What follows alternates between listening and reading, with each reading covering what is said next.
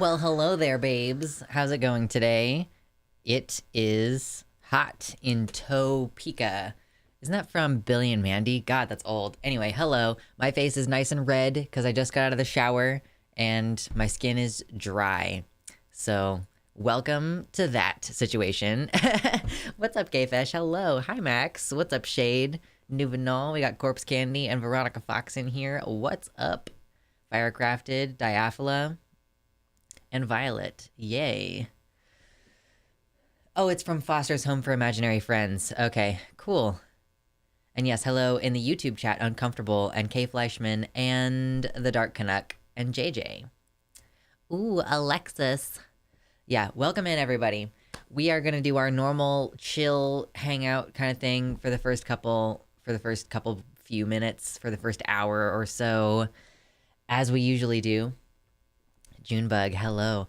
What I'm discovering, so I made a discovery with regards to voice training this week, and so I realize now that this is going to be much harder than I think it's going to be, because like, okay, there's like so many different mechanisms and parts in the back of your throat, and I've identified what one of my problems is for why my voice still has so many of these like high-pitched annoyances. And it's because like, okay, you know, there's like a flap in the back of your mouth that sort of separates your nasal cavities from your mouth, right? Have you ever gotten food up there? It's always bread for me. Like, for some reason, I always manage to somehow, like, I'll sneeze or something while I'm trying to eat, and I get, like, food up in that cavity. Unpleasant. It's not the uvulum. No. Your uvula is way back. It's like, that's the dangly part. Is it the part, like, behind your uvula? Anyway, chips are great, too. Oh, man, that would be rough. But anyway, I've realized that that's like the target area for the trans guy voice. And like, you can find it a little bit if you go like, it's just part of your soft palate. It's way back here. If you go like, if you make a point to try to make it like, it's like squished like up and back.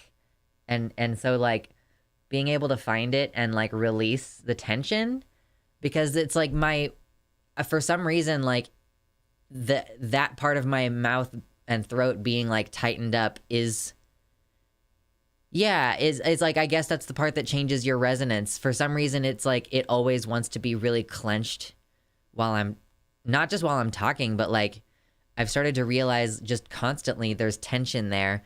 And I think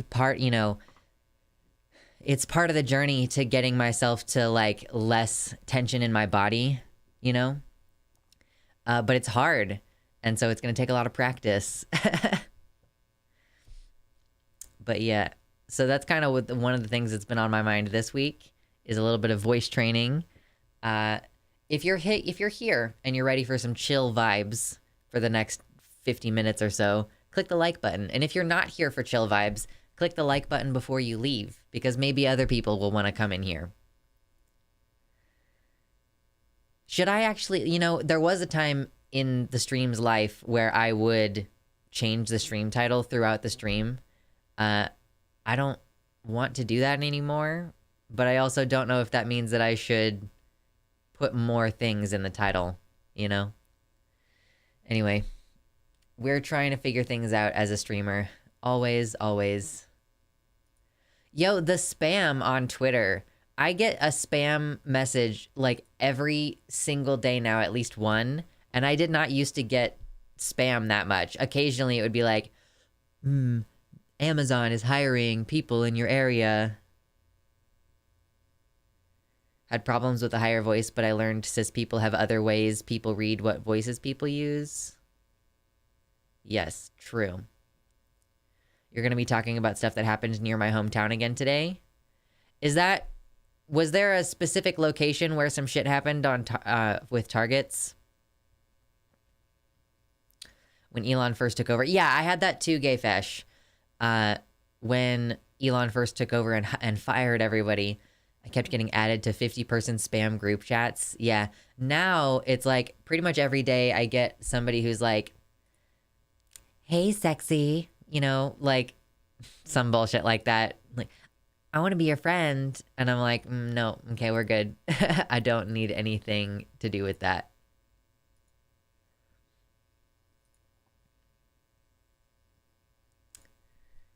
Anywho, goodness gracious. How has everybody's week been? Like, how was your week overall? How's your weekend been? I had someone ask me today if I needed a Dami Mommy.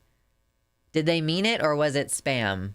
Because that's the thing, is what I'm saying is I'm not getting any real human beings in my DMs. I'm getting like fake women accounts from all around, you know. It's like, I want to become a friend with an American, and I'm like, yeah, this is spam, okay?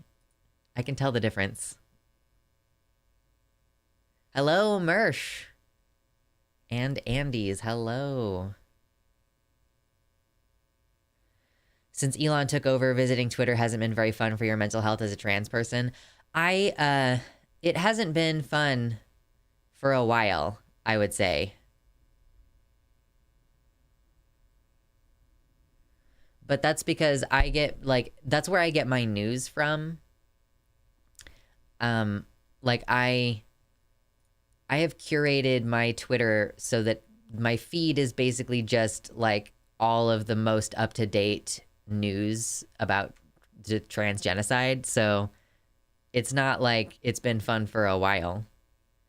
I looked at Fansly and it seems mostly not safe for work. Yeah, Fansly is like a competitor to OnlyFans. So if you're on Fansly, I followed a bunch of people and the auto replies were interesting. Yeah. So Fansly is mostly not safe for work. I have a Fansly, but it's safe for work. Although it is still thirst traps. So, like, my partner gave me some hickeys a couple weeks ago, and I capitalized on that by taking some pictures.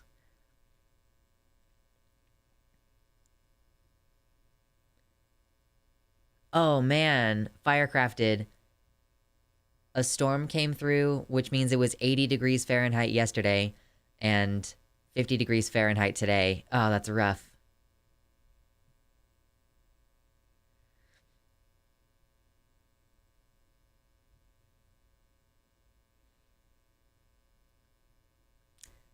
Well, so yeah, Twitter is a terrible place to be, but it seems like people's in real life situation is okay. I had to refresh to see stream for some reason. That happens sometimes, Violet, where the website just doesn't want to update. Anyway. Oh, so here's a fun thing that I did this weekend. I made a mushroom. I crocheted a mushroom.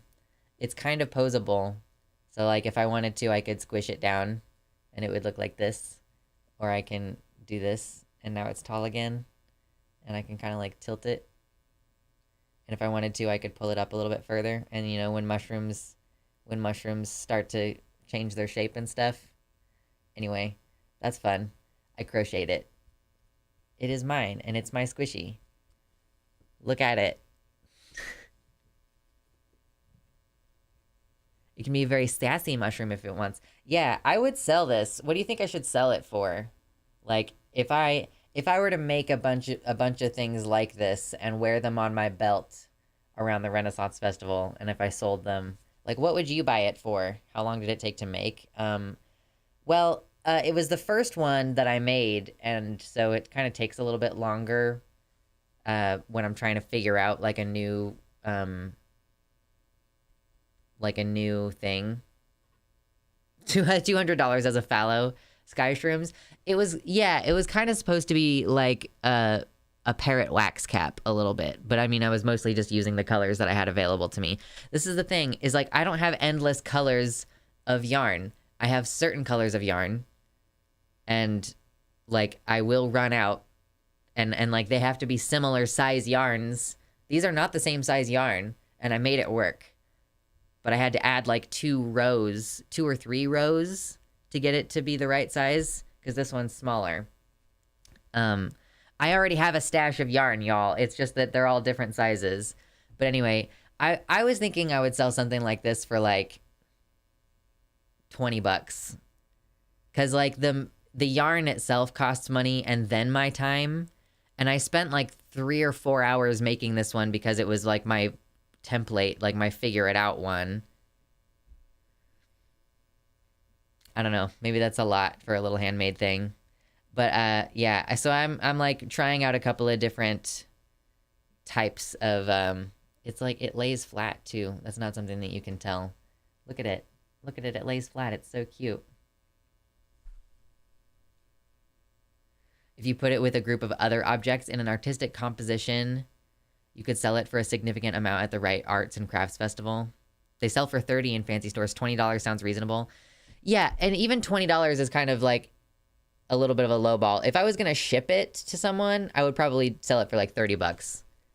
So if you want this, if you PayPal me $30 with your address, I will send it to you. Because that includes shipping. Because I would be basically like $5 shipping. I would cover that. So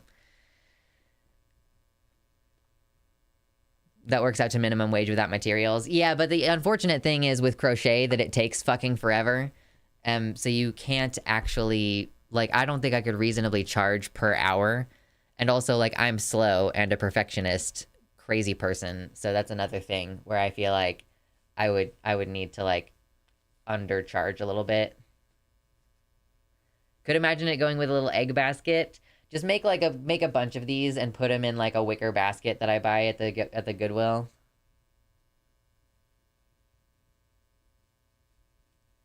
Yeah. The thing is that I don't think realistically as an artist you can charge per hour. Like, I think that you can factor that in somewhat, but for me, like, I just can't charge per hour.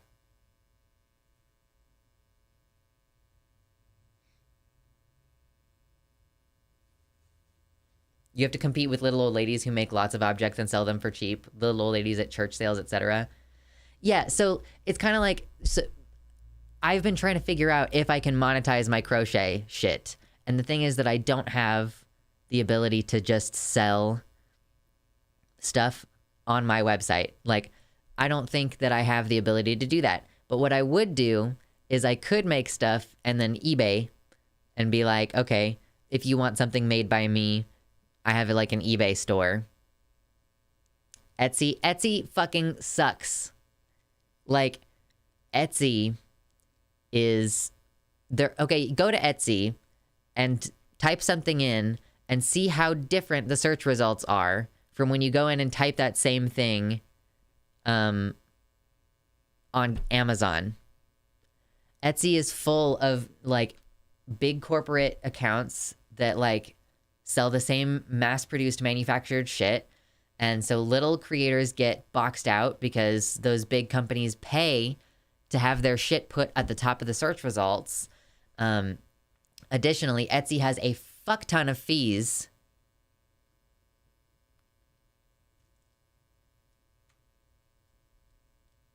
Keep it. It complements the dragons.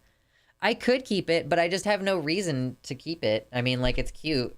But I could also have $30, you know what I mean? If you make the mushroom in trans colors, you can probably sell it for more.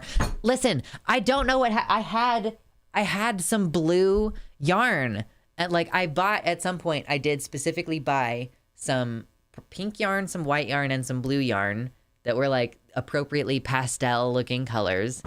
And because I wanted, you know, if you remember, I could find it. I had like an egg that I made in trans colors. I also at some point made like a little trans flag that I was going to hang on my belt at the Renaissance Festival. And I don't know what happened to the blue, but I was about to do that. I was about to make trans colors ones. Do you have any friendly flea markets or liberal churches nearby that would let you sell things? I don't know. Never looked into it. But I'm trying to... Do I PayPal you through the website if I want that mushroom? Oh, I mean, you should PayPal me directly so that you can type in your address to the notes, like whatever address you want me to send it to. But yes, if you send me $30 and your address, I will send you the mush shade. If you have any other colors for pride flags, that could work too. Yeah, I can look into it for sure. Pride mushrooms, that would be hella neat. Yeah, I was kind of thinking what I would do is a lot of the time at the Renaissance Festival, I walk around. Like, I do work there, but I only work for part of the day, so the rest of the time I kind of like walk around. So if I were to make a bunch of these and like hang them on my belt, just like wear them around. Not this specifically. I don't think I actually like this design specifically. I mean, it's cool how it's like adjustable a little bit. But other than that, like I don't know, it's not my favorite of all the designs that I tried. So, I can make a few different kinds. Yeah, with Pride Month. Start a mushroom stand, much like a lemonade stand. Get your mushroom, get them while they last.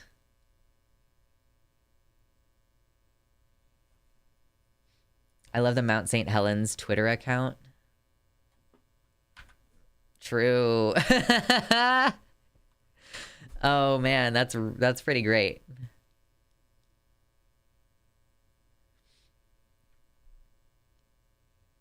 There's lots of guilty cis people buying shit on Etsy for Pride Month. I mean, that's a good point. Yeah, it's just hard. Like, I guess I could use Etsy as my like extension of, you know, my brand here. Like, yeah, if you want to buy this thing, go to Etsy. But with the fees and everything, I could also go and sell it on eBay and, you know, either have a buyout price that's a little bit higher, I guess, and be like, part of this goes to charity. Like 10% goes to the rainbowpassage.org or something. You could add e-commerce to your website too. So there is like, okay, first of all, if you're hanging out here and you're enjoying this stupid fucking conversation, hit like. And even if you're not enjoying this stupid conversation and you want to leave, go ahead and hit like, please. But, you know, I have my fancy little website. If you're on the YouTube, maybe you don't know this, but this chat over here is luxander.net/live. And so, like, I'm enjoying this stupid fucking conversation. Yes. Yeah, I don't have that set up on the bottom. Maybe I should do that. But, like, you know, Vosh has his website, and there is also an affiliated merch website. Like, here. I don't ever go here. But, like, there is a White Forest merch website, and I got in touch with White Nervosa at some point in the past, but I would need to circle back around. But, like, the question of this is, like, is this just you can order stuff and, like, it gets made by... This is like a co-op, right? It gets made by the co-op, or can I host... Like, if I had a shop on here, could I be able to post, like, individual items? It's like, oh, there's only one of these. Like, once you buy it, it's sold out, you know? Like, I don't know. And I touched base with White Nervosa a long time ago about it, but it's been a bit. It's like, if the infrastructure is in place and I could just, like, post individual items on the White Forest website thing, like, that would be, I think, ideal, which is why I haven't set something up like this. Because I could, like, literally just build a website on WordPress and sell stuff on there. Can I share my shop? Sure. I don't see why not. Generally, I guess I don't want it to make, like, a habit of plugging stuff on here, but yeah, sure.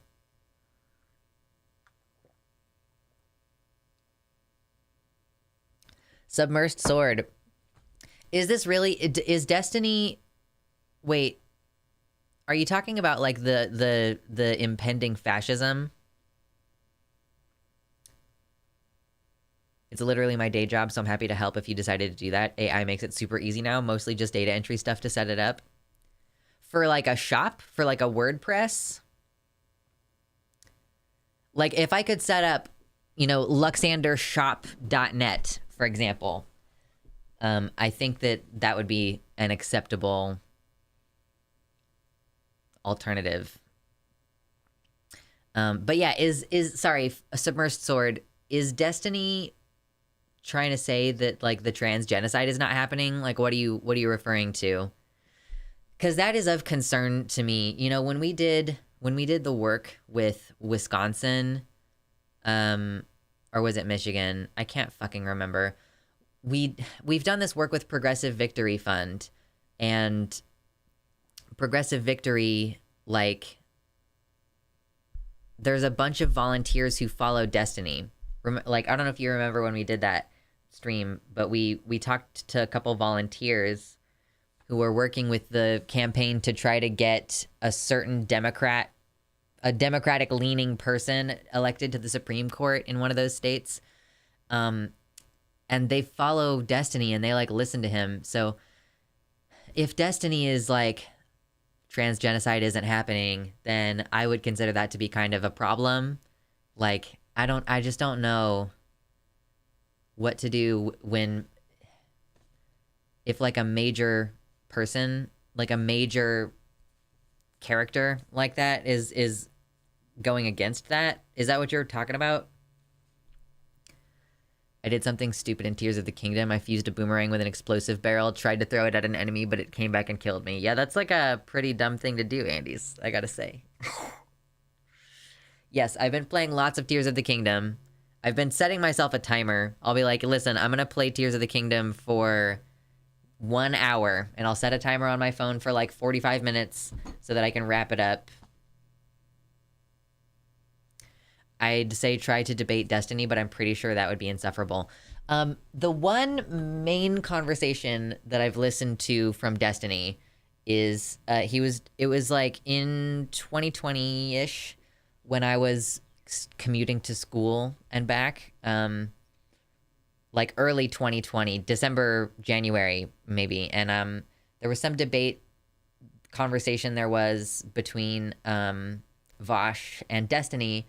And Destiny does this thing where he was just constantly deflecting, and it really gave me some like bad vibes that I don't necessarily want to like make any specific declarations about the way that it came across to me, but it basically was like Vosh was trying to address some issue that he had with Destiny's rhetoric, and every single time, like, Destiny was just like, well, what about your side? What about you? And you do this. And I'm like, I've been in arguments like that before with actual human beings in my life. And I think it's kind of an abuse tactic. And so that gave me, like, bad vibes about Destiny, and I don't really want him to know who I am. Because it's Darvo. It's like you're like basically like denying that you did anything wrong, and then like reversing the roles to be like, well, your side does such and such and such, and it's like that's not what we're fucking talking about right now, though. Thank you for the hair compliments. It's wet. I got out of the shower earlier, and then I oiled it, and now it's just kind of like chilling.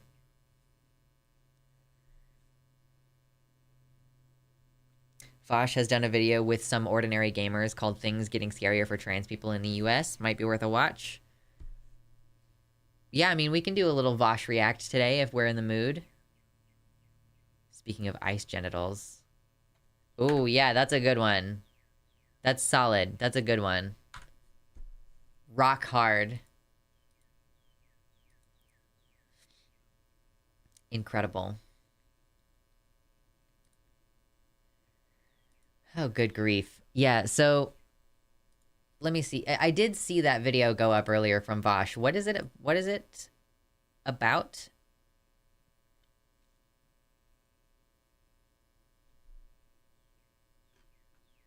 Let me see. Is it just like, oh, things are bad for trans people? Because, like, I get that. Like, it's also my job. It's Vosh's job and also my job to talk about how much everything sucks. Oh, this is an hour-long video. I'm not going to respond to that on stream today. I did not plan for that on stream today.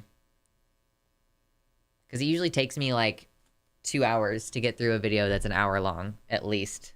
At least! I'm currently applying to for apartments to live in, and it's horrible. I have really heard that finding a place to live is tough right now. Like finding an affordable place to live. I'm really not psyched about I'm gonna be looking for a place to live in like half a year. Like I'm at least gonna start looking. And so that's like, I mean, it's coming up pretty soon that I'm gonna need to figure out my next living situation. That's a better ratio of video to reaction than Game Theory Live. Oh, I mean, that's a fairly conservative estimate too. Like, usually if I'm gonna respond to a whole hour-long video, I basically just plan for that to be the whole stream. So it's more like 3 hours. And that'll be like, ContraPoints dropped a new video, or PhilosophyTube dropped a new video. I realized that we did not watch the most recent PhilosophyTube video on stream, and that's because I don't really want to watch a video about Stoicism on stream. 1 minute to 1.5 hour for GT Live, though. Yeah, listen, I don't really like the Game Theory channel, and I don't know if that's an unpopular opinion. I don't like the Game Theory channel, and I don't really watch any of their subsidiaries, like, because I kind of think that there was an incestuous relationship between Game Theory and Scott Cawthon, the Five Nights at Freddy's games. And I guess, like, it was something about the feedback going back and forth with that game franchise in particular that I just kind of grew to hate. Like, I used to be really into it. I was like, I'm gonna watch so many fucking videos about Five Nights at Freddy's. God damn it. Listen, I don't have it in me today to deal with stupid bullshit. Okay? I'm turning it off. And we're just gonna let it be off for a second. And then we're gonna turn it back on, okay? And then we're gonna turn it back on. I enjoyed Game Theory when I was like 13 or whatever. Yeah. I literally never watched Game Theory, but I used to watch Film Theory. I used to watch Film Theory a bit. When, like, I don't know. I can't remember any Film Theory videos specifically, and like whether I had any particular issues with that, or if I just decided at some point that I didn't really like, I don't even remember his name. I don't even remember his name. They made it clear they don't agree with Scott's politics, but absolutely they act as advertising for his work. Matt Pat, yes. Matthew Patrick. I don't know. I think that's what it is. Matt Pat. Yeah. I was into it a while ago, but I'm not really so much into it now. Unfortunately. Things change. I used to be really into Jacksepticeye, and now I think he's pretty fucking annoying, so I still watch, but mostly as junk food videos. My junk food videos are Good Mythical Morning. Just all the time. On repeat. Good Mythical Morning. And my hair is kind of shiny. The oiling your hair after you shower. It works, babes. Big Joel's video on a few film theories is fun. Check to see if that went to the PayPal. Let me see. Where's my phone? Oh, wait. You know what? I don't have my phone. That's probably a thing that I need. I will have to grab my phone momentarily.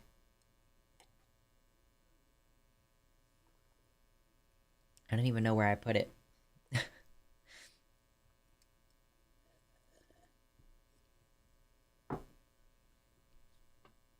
I haven't watched a lot of Good Mythical Morning, but I watched that video several years back where they eat things that are technically edible but not really food, like cake printer ink.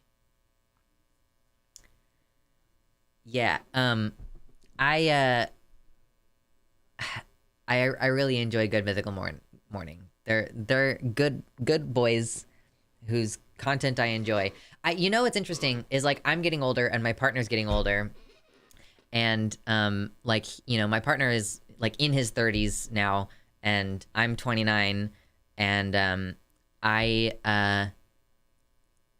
it's like I've never been a person who's like into DILFs, you know, like, but that's because I am young, or like I have been young previously, And now that I'm getting older, and you start to see older people as being more your peers, and like, I guess I've been like not really sure. Okay, listen, I realize that I am young. I'm not fucking retarded, okay? Thanks. But like I didn't think of like, okay, you know, in the future someday I might be in a relationship with an old man.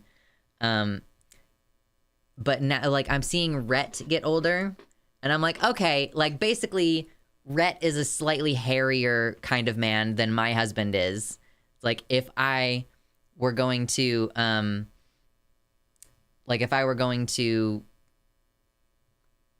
be in that long-term relationship with a cis guy, like I can kind of see now how I'm transitioning into finding like an older man kind of attractive, which is super weird to me. I'm like, yeah, I can kind of get it now.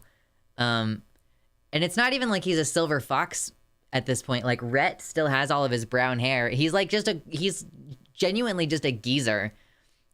Like he's kind of just transitioning into a geezer.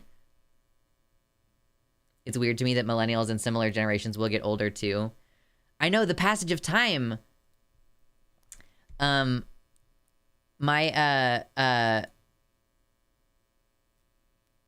Yeah, like it's, I don't know. I also saw this person on a YouTube channel who said that she just turned 30, and I was like, dang, I didn't realize that we were the same age for a couple months. Like, I don't know why, but I thought of her as being older.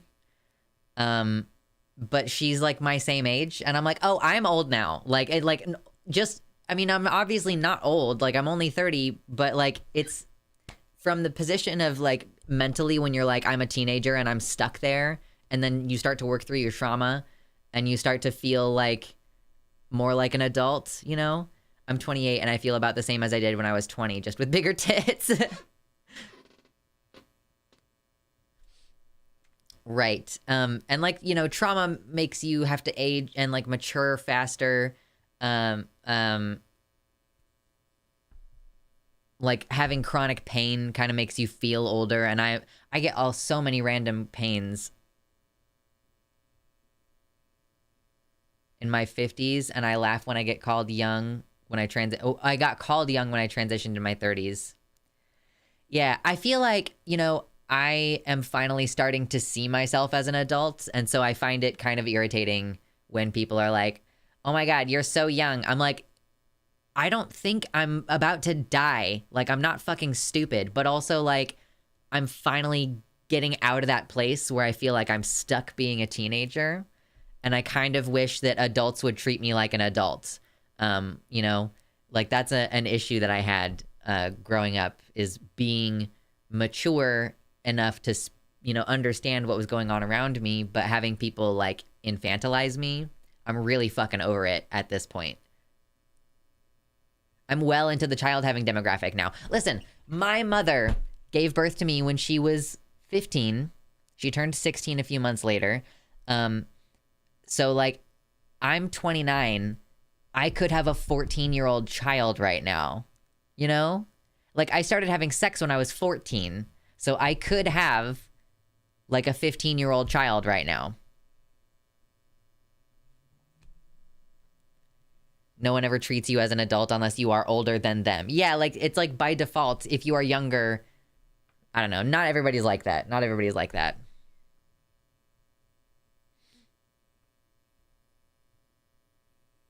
I feel better now that I use a CPAP to improve my sleep, so I feel like my physical fatigue is better than when I was 20. I guess it's a sign that my healthcare is helping me stay youthful energy-wise. True, yeah, absolutely. Like having the correct health stuff. Do we talk about Lego today? What's going on with Lego, Pi? I am not familiar with what's going on with Lego. Did they have a Pride thing? Oh my god, excuse me. Excuse me again. God, I'm so burpy. I don't know why this happens to me. I'm desperate to know what's going on with Lego. Little Mermaid Lego sets. Oh, are the rightoids mad about it? Is Matt Walsh mad about the Legos with the black girl? Is he butthurt? It's so interesting that these, like, people are like trying to really build their primary platform on Twitter. It's super strange. Is there new Lego Little Mermaid Lego set? Isn't Little Mermaid transcoded or something? IDK, I didn't watch it. So, Ursula in The Little Mermaid is based off of a real-life drag queen. Like, her design in the original movie is based off of a drag queen. And then mermaids in general are understood to be, like, a trans feminine coded thing. Because, like, you know, you're female on the top half and then you just kind of dissociate from the bottom half, I guess. And, like, it's about... And, like, her journey is sort of about getting a vagina. Like, it's... In the movie, they center it being about getting legs. But realistically, it also is about her getting a vagina. So... For me, unicorns are better than mermaids. I am not a mermaid trans person, although I get it. I am a fairies and mushrooms and dragons trans person. The set kind of slaps, although it would probably be way overpriced. Yeah, what's, Fae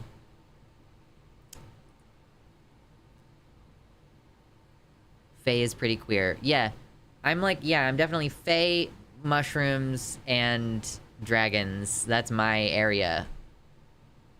I'm not a werewolf queer. I'm not a mermaid queer, although this is pretty cute.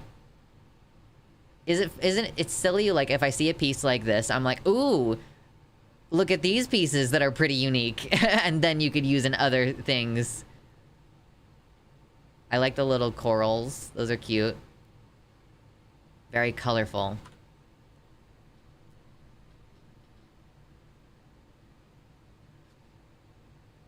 Hello, Zuki Tanuki. I don't think it's strange at all, given how Twitter is currently managed and by whom. It has become a right-wing stage, and YouTube has recently shown morals and is demonetizing hate speech, but Twitter isn't. Yeah, I just didn't expect it to go that way. I guess it makes sense, but I just didn't expect it to go that way.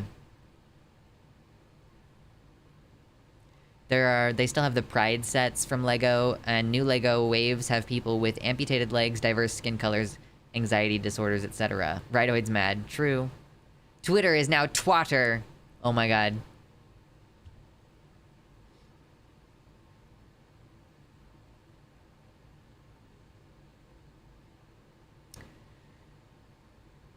Yeah, let me see if Matt Walsh has said anything about the Twitter thing, because he's...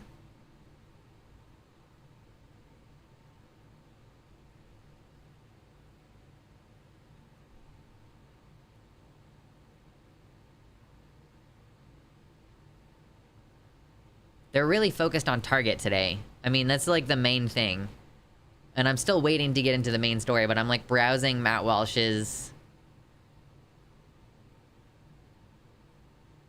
Oh, rip. He's also retweeted something about George Floyd in the past couple days, which is pretty awful. Yeah. I guess Matt Walsh is not on the LEGO train. He's focused on Target at the moment.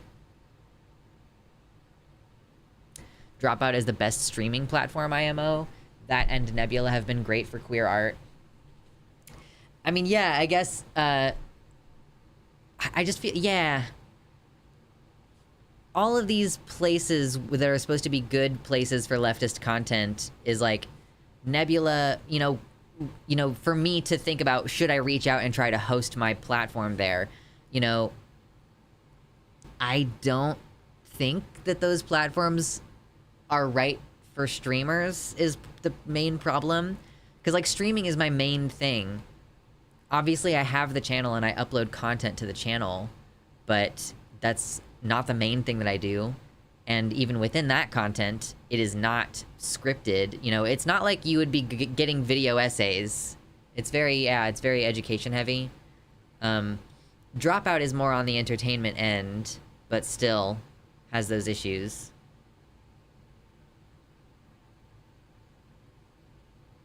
You don't seem to be doing too badly here on YouTube. No, of course, but there is a risk of, like, getting mass flagged, you know? And in order to get on Nebula, you have to basically have someone already on Nebula vouch for you. Yeah, and I do not have that. But yeah, it's like the fact that, you know, I drop slurs during my streams. Like, they're self-referential most of the time, but I drop slurs on my stream. And so if some TERFs found my streams and reported them, then I could lose my YouTube channel, and I don't have a backup. Like, I don't stream on Twitch, so it's not like it would be easy to pick up and move my platform over. So in that regard, I'm actually kind of not doing great as a creator. I don't have any other revenue streams set up. I guess I could just pivot to posting everything through Vimeo on my Patreon, but even that would be a substantial loss of platform. Like, I make most of my money through donations on stream, by the way. Like, I make money through Patreon and ads, but I don't have a merch store. And so the main way that I get paid is through direct donations on stream. You know, plenty of people this past month have been like, oh, I got my tax return, let me share that. That's awesome, because I owe a bunch of money in taxes. Like, I have a GoFundMe going so that I can pay off my credit card that I use to pay my taxes. Yeah, if you want to set up merch, hit me up on Discord. Yeah, let me, make a note.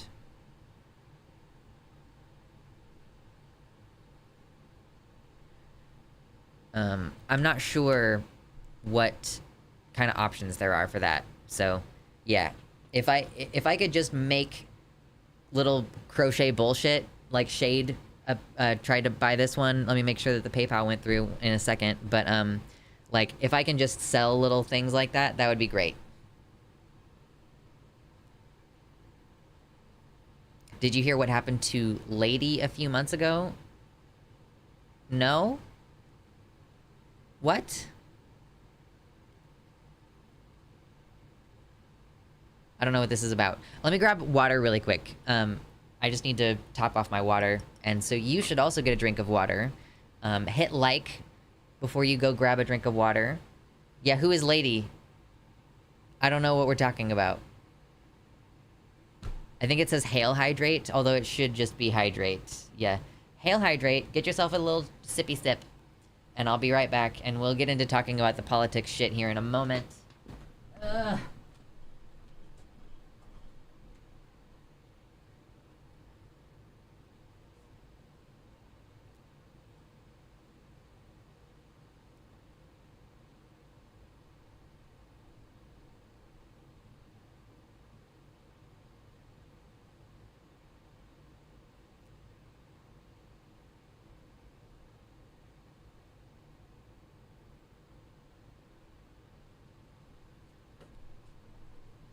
Okay, I've returned.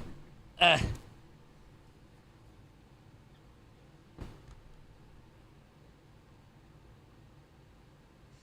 Let me see.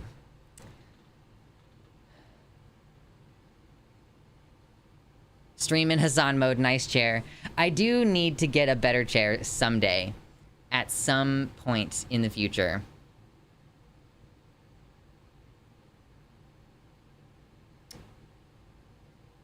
Okay, yes, Shade, I got your PayPal, and I will send that to you this week. Mushroom. The great thing is that I don't have any more of this color yarn, so I'll never be able to make another one.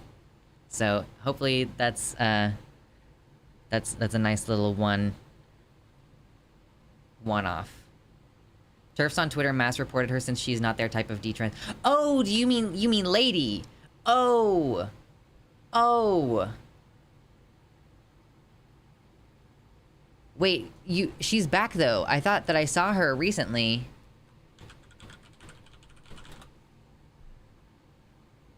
Yeah, she's back. Okay, but she got suspended for a period of time? Oh, that sucks. Yeah, talking about Lady, like, support D-trans. Dang. Yeah, I didn't realize that she was suspended temporarily.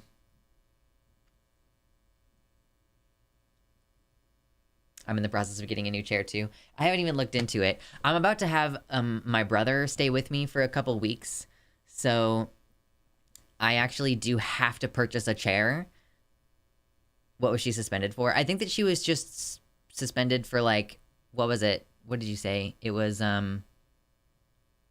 mean, she just got mass reported. And they were saying that she was posting a picture of her, but it wasn't actually her. Like impersonation? Basically, they tried to catch her for impersonation. Chair.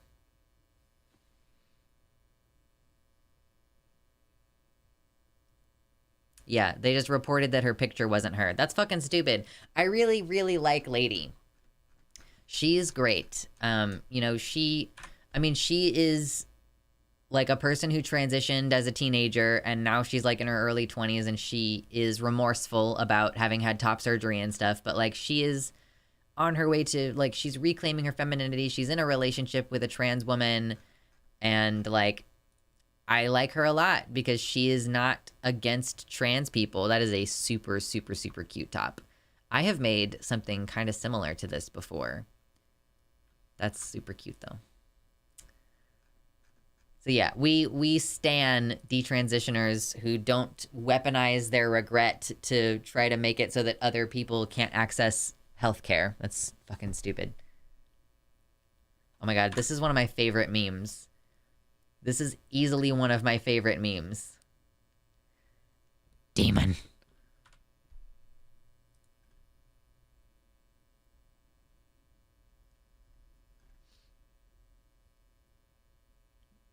Katie Montgomery says that she actually bought this logo on a t-shirt, but with the trans flag colors. Yeah, that would be great. Demon Mama especially, yeah, she should for sure go in deep for that. True, I am in fact a demonkin. We stan the demonkin. We respect. Man, my hair is just all kinds of fucking all over the place today. I don't know what I'm doing.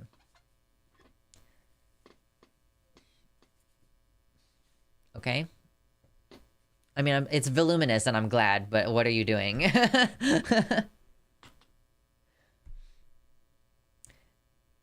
I love spelling it Pride Month. Pridey Month. A really normal way to spell it. Yeah, let's like, the real crime is the chemming. That's a Facebook group that I think that I am in. It's like, instead of kerning, it's like chemming because it got smushed together. Anyway. I think that there's no way that this has been copyrighted or anything, so honestly, Demon Mama should make this part of her official Pride line. And there should be, you know, obviously some kind of imp-specific branding on it, but that would be great. Is that the whole reason the word is kerning to begin with? Wait, what? I don't know. Because bad kerning becomes chemming. Yes. Okay. That's funny. Hello, Rebecca. Welcome in. Oh my gosh, I'm gonna just stab myself in the eyeball, apparently. Yeah, listen, I need to go buy the blue color that I'm missing for the trans flag colored mushrooms, and then I'll make a bunch of trans flag colored mushrooms. They specifically used letters that would be ambiguous in the situation where there was bad kerning. That's so funny. So it's not like Edward Kerning came up with this aspect of typefacing. It's called that specifically because they invented a word that would illustrate the point. That's so funny. Yo, there's like 50 people in here. If you haven't hit like, hit like. We are about to start getting into the news here momentarily. Usually on my stream, we chill for the first hour and then we get into it. So we are kind of ready to transition over there. If you are on YouTube and you didn't know that I have a website, chat, oh my god, I'm just like Vosh and Demon Mama and all those people. I have a special website called Luxander.net. You should join up.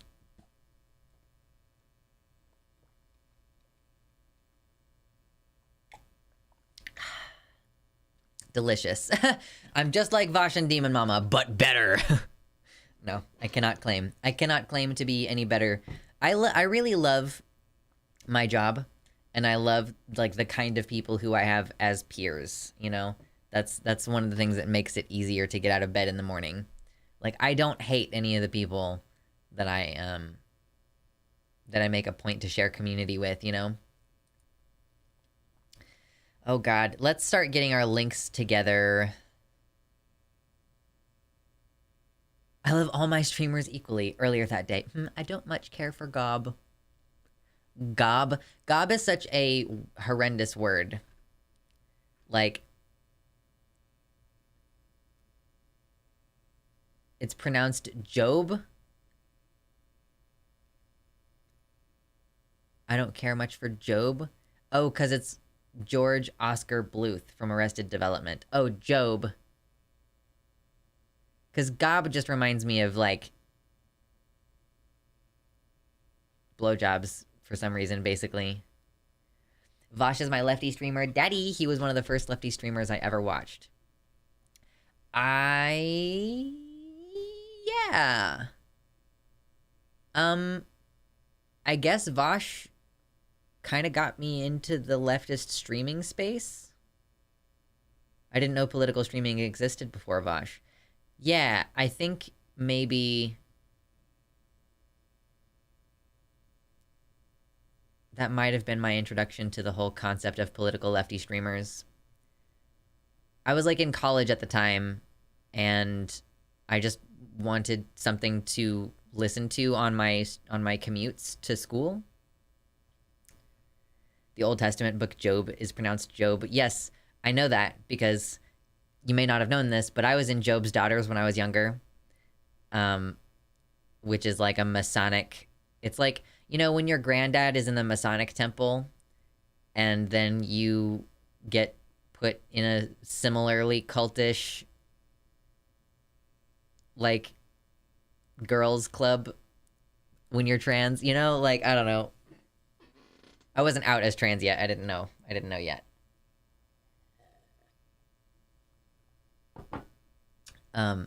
Yeah, so God bless Vosh for, I guess, opening up the door to in my brain to me being like, oh yeah, this is a job that I could do. Because I was definitely losing steam for making videos. Like, what I used to do is I would just sit down. This is a job you can do. I would just sit down and be like, okay, I'm gonna rant about this thing for like 20 minutes. And well, the actual recording would be longer than that. But then I would sit down and edit it. And I did not like that because I did not like editing. Now, I still have to do my own editing, but like the majority of the work is like having a conversation with you all on stream. And so that's enjoyable.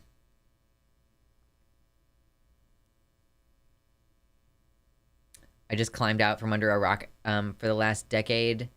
I had never heard of Vosh outside of this stream. Yeah, I mean, he's just a like pansexual cis guy, like white leftist who is very contentious. People have a lot of opinions about him. Excuse me. Speaking about Masons, I was recently at a deaf event and we had a bunch of old men make introductions to us, and apparently they were Freemasons who had donated money to fund the event. Yeah, I don't really understand why the Masonic Temple does any of the things that it does. Feels like one of those Gnostic books that they let slip in. I think that the Book of Job is one of the worst conceptually in the Bible. God lets the devil punish the best guy.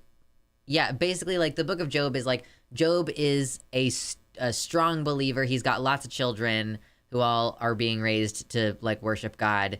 And the devil and God basically, like, make a bet that the devil is like, allowed to fuck up his life. And God's like, yeah, I bet you if you fucked up his life, he still would worship me. And so the bet is like, can the devil fuck up Job's life enough that he will stop worshiping God? And the answer to that question ends up being no. But what ends up happening is, yeah, his entire family dies, which is considered a loss of status and property. And like his land all gets fucked up. And he just becomes, like, destitute.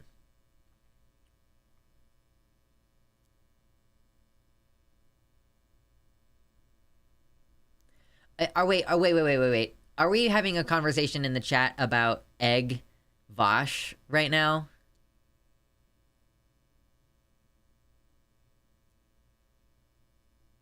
Is that the conversation that is happening right this moment?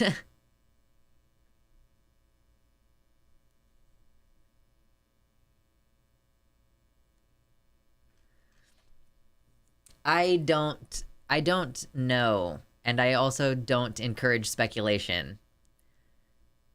You know? Like if someone is an egg, the whole thing about being an egg is that you don't know it yet, you know? It's not like I'm in the closet. It's like you're not ready to confront it yet.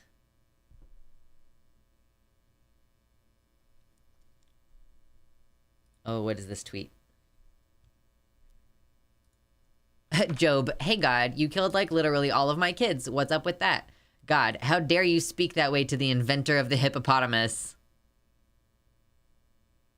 Apparently God is like super proud of the amazing hippopotamus. Woke AMABs eventually wear cat ears. It's a logical progression.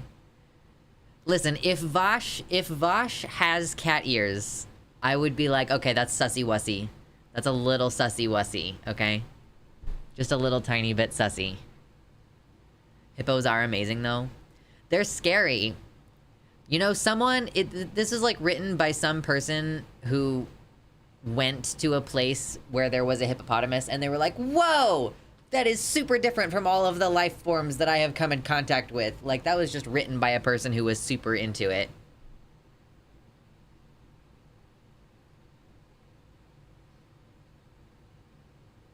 Hippos are impressively dangerous. Yes. He's into horses a lot. I know Vosh is into horses. But he's into horses because he's like, I want to have a horse cock, right? That's the meme. Egg is a thing you can't identify as because once you do, you are no longer egg. Yeah, that's the thing about being an egg is that you're not aware. Like, it's like, oh, I look back and in retrospect, it's so clear that I was an egg, but you don't know it until after. Like, you realize, like, once you realize that you're trans, then you're closeted until you come out, you know? That's not being an egg. House hippos, OP.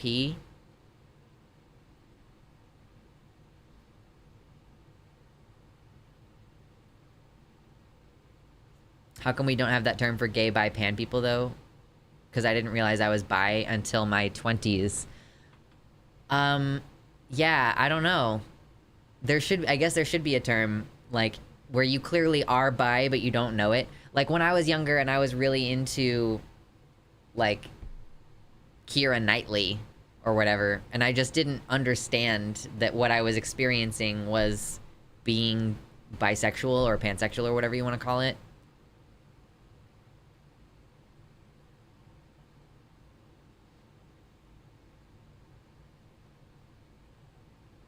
I knew I was trans way before I realized I was omni. I think that coming out as trans can kind of help you figure out your sexuality more. I mean, listen, this is the pipeline now. Okay, this is the pipeline. I've seen it happen multiple times. Like, cis het guy comes out as bisexual, okay? And then later comes out as a trans woman. And, like, initially seems to identify as bisexual. And then gradually realizes that she is actually just a lesbian. Like, is this not like a whole thing? Isn't wanting to fuck horses just a historical part of the patriarchy? Vosh is into horses because he wants to possess a horsecock. That's the meme. Like, it's not like he wants to stick his dick in a horse. He wants to possess a horsecock. That is a totally different thing. I wasn't bi before estrogen, but I always had the feeling I was supposed to be, but I required E to unlock it. Interesting. The bi to trans lesbian pipeline. House hippo equals pit bull. Oh, that makes sense, because they're big heads. And their jaws. Oh my god, I love pit bulls so much. You're just describing ContraPoints. Hey, also Abigail. Abigail is another prominent trans woman who follows that thing. She came out as queer. She had a video about it. And then she came out as trans. And, like, I guess when she came out as trans, she didn't specify whether she was... She calls herself a lesbian, though. She calls herself a she answers... Yeah. On Tumblr.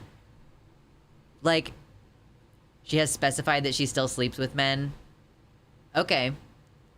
So maybe... It was some post where some guy was, like, saying something about whether he found her attractive or not. And or something. And she was like, well, I'm a lesbian, so it doesn't really matter.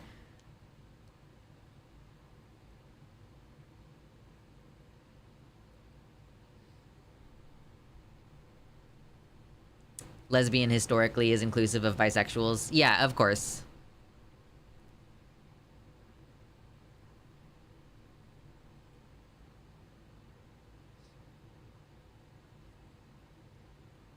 I called it my unaccessible latent bisexual potential today on Reddit.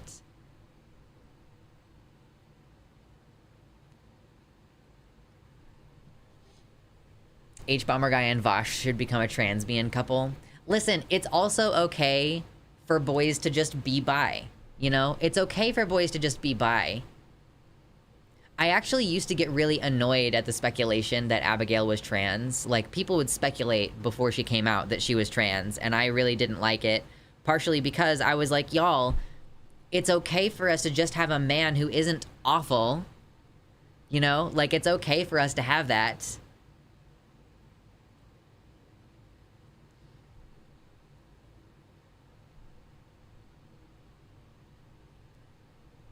Zan did it. Wait, what did Zan did?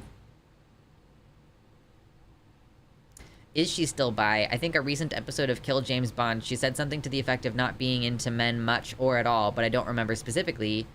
Either way, she's a lesbian for sure. Yes, also don't speculate because it's just fucking rude. Oh, Zan speculated that Abigail was trans. Yeah, I just don't think it's comfy to do that. Follow the egg prime directive. What is the egg? Please tell me. Corpse Candy, please. Tell me. Demon Mama did a whole thing. She didn't openly speculate, but she was like, look, all I'm saying is Philosophy Tube's skin looks great. That is one of those things where you're like, I can't not notice that. I don't know if anybody here follows Linus Media Group. I don't really follow them, but Alejandra Caraballo posted a video today, and I was like, oh shit, that's a weird crossover. Like, why are you posting this video about, like, where is Anthony been from Linus Media Group? And it's like, oh, well, Anthony now identifies as Emily, and she disclosed in her video that she's been on hormones for a year, and I'm like, oh yeah, your skin looks great. Like, that makes sense.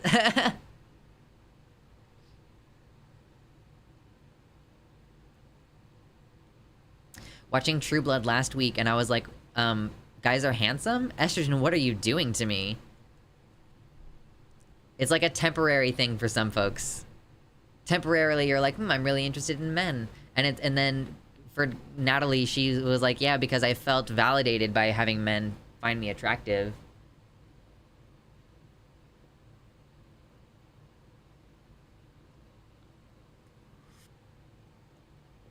There was another annoyance while talking on Twitter with a cis gay man who insisted that LGB and lesbian only meaning women who were attracted to women, and trans people were, of course, not in their definition of women.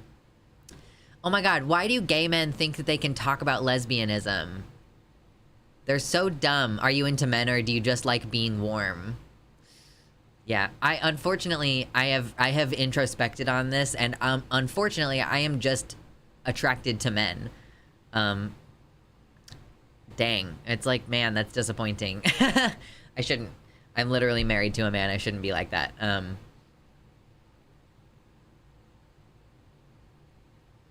The egg prime directive is that you don't tell people that they're trans, at least not when they're still figuring things out, nor do you speculate on other people's gender, because it's wholly personal. That makes sense. Yeah, like, you can't tell people that they're trans. You have to let them figure it out. You can gently hint around it, I guess. But it's like, yeah, I have people in my life who I'm like, I'm pretty sure you're an egg. Or like, if you're not an egg, you're a repressor, you know? I'm like, I think that you know that you're trans and that you're repressing. Or it could just be somebody who's just not aware. But I have met people like that, and it's like, you can't, you know, you can privately, like, laugh about it to yourself, but you can't really, like, say anything.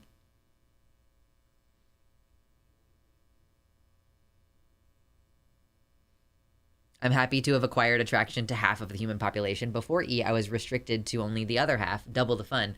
That's like such an Ober and Martell line. Like, someone's like, everybody has a preference, one or the other. And Ober and Martell is like, and everyone is missing out on half the world's pleasure. Grabs ass. Like, you know, we stan Ober and Martell. Sex symbol. I saw a video that was like, Pedro Pascal isn't actually hot. He just played someone who is hot. So it's like you're attracted to him because of his swagger and not because he's actually attractive as a human being. And I was like, I mean, but being attractive as a human being is about your confidence and your personality. So like, yeah, I guess. Public speculation is obviously horrible, but some questions from friends might have helped me realize sooner. Yeah, swagger is what's hot. You can be, like, really physically attractive, and if you're not confident, it's like, oh, well, that's a waste.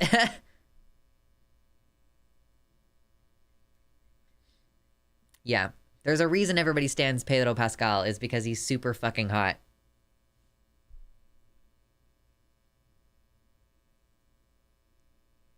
On the other hand, I would have appreciated in my life if people would have told me earlier, have you ever thought about just being trans? It's different when you're a public figure and there's, like, strangers. Like, when strangers, like, accuse me of, like, being detrans and, like, oh, you're actually a woman and you're just doing this for attention and stuff, like, it feels different than the conversations that I had when I was first coming out that were like, you know, are you sure that you're not just alienated from femininity because of misogyny and sexism? Like, you know, like, those are two different situations. Like, someone publicly speculating, like, what they think about you versus having conversations in private. Or even if you go onto a place like Reddit and you're saying, hey, I need support for this, or like, I don't know what this means. And then if people are like, have you considered that you might be trans? Maybe you should try wearing nail polish or something, you know, like, just maybe try it out a little bit. I'm sorry, people tell you you're detrans. That's not great. I mean, some people's definition of detrans is literally just like I quit hormones on a couple of different occasions. Like, I'm non-binary, so sometimes I take testosterone and sometimes I don't. And I take a low dose sometimes. And yeah, there are people who just consider me detrans because of that. Later, Peanut Butter Blondie. But also, yes, some people are like, you know, if you're non-binary, then, like, if you're non-binary or if you're really trans, then you should work on your voice more. Like, no person who actually has dysphoria, you know, the times when my voice really gets up here like this, like, you know, oh my God, you know, you should hate your voice if you sound like that. You know, clearly you don't actually have dysphoria if you won't voice train to sound, you know, less like a tranny. I mean, now I am doing voice training because I just think that resonance is fucking awful. But, yeah, it's, like, yeah, people are just really shit about it. And they're like, you can't really have dysphoria. Or if I say, like, yes, I do have plans for, like, surgery in the future. Like, I want bottom surgery. Then they can be like, you're mentally ill. Like, you just are doing this for attention. Like, it's the same fucking shit.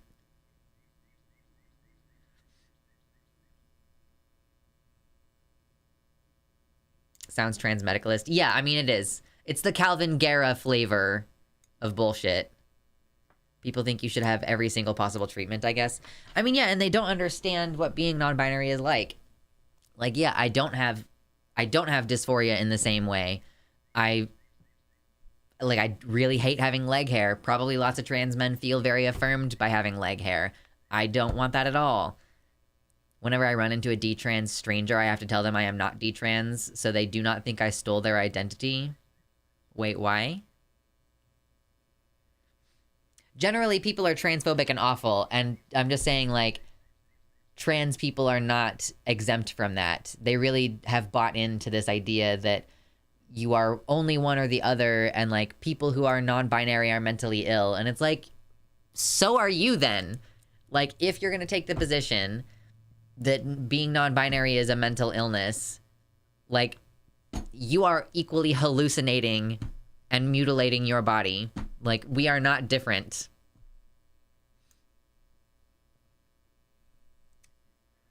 Anyway, goodness gracious.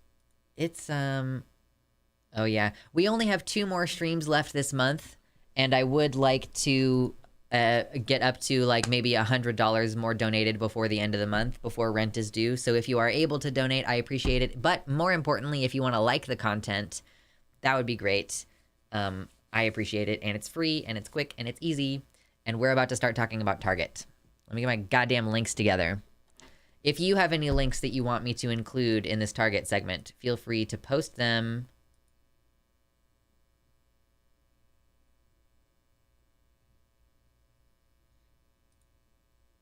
I do have a link already in stream recommendations that I was gonna pull from the Daily Beast. Oh, because being 20 years binary trans and then non-binary trans sounds like what a D-trans would do. If you used to identify as binary trans and you now identify as non-binary, then, like, you're kind of not D-trans. Although, I don't know, you know, Lady, who we were talking about earlier, the @supportdtrans account on Twitter, you know, she is like, I'm not cisgender, really. Like, I am still sort of non-binary or genderqueer. Even though you know, it's just complicated. And, like, even trans and D-trans is kind of a binary that not everybody fits into.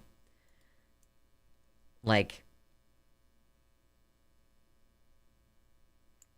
I can see how someone who has a similar transition journey as me would identify as D-trans. I just am violently trans. Like, I just still am, like, as a human being, no matter where I am on, like, whether I'm on hormones or not, where I'm at with my surgery journey, like, I just am fucking violently trans. So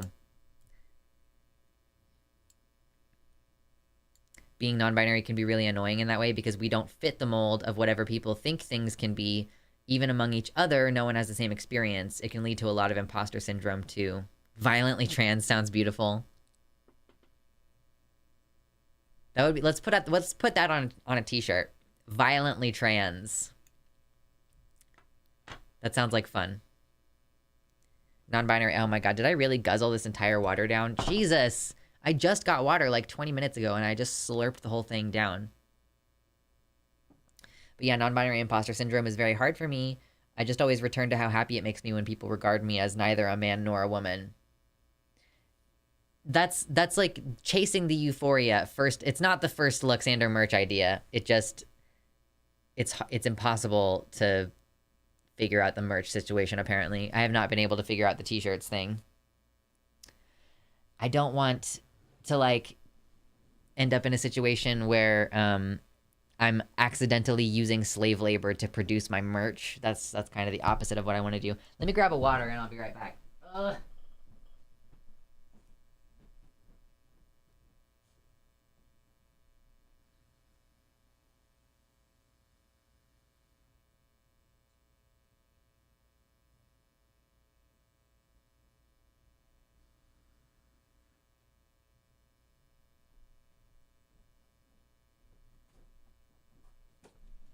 Are you enjoying the Hassan stream? Quite nice. Oh my goodness gracious. I would say not to put violently trans on a t-shirt because it might be taken badly if seen on a shirt. But you know what? Fuck them. I'll be violently trans. Militantly trans.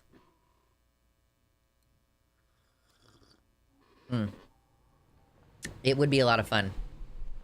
Okay, let's get to talking about some of this Target shit. Okay, I got one link. Let me open up this and see where is my info on this?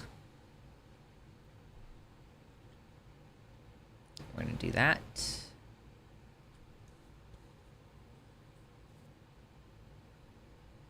My parents told me when I was an adolescent that there are only two sexes. You have to make a choice. There is no third sex. And it turns out they were wrong. Being intersex and non-binary is who I always was biologically and psychologically. There was just not a word or construct for it then. I was intersex and non-binary. I just didn't fit in anywhere then. Like, you were literally born with a chromosomal or chimeric difference, and it's like, yeah, you seemed fine and quote-unquote normal at first, and then nope, turns out. The stuff with Target just makes me want to shop there more. Truly. I really thought about calling in and saying, like, hey, I just want you to know that, you know, Walmart has better prices, but I prefer to shop at Target because of your Pride stuff, so it's really disappointing to me that you decided to pull it from your stores.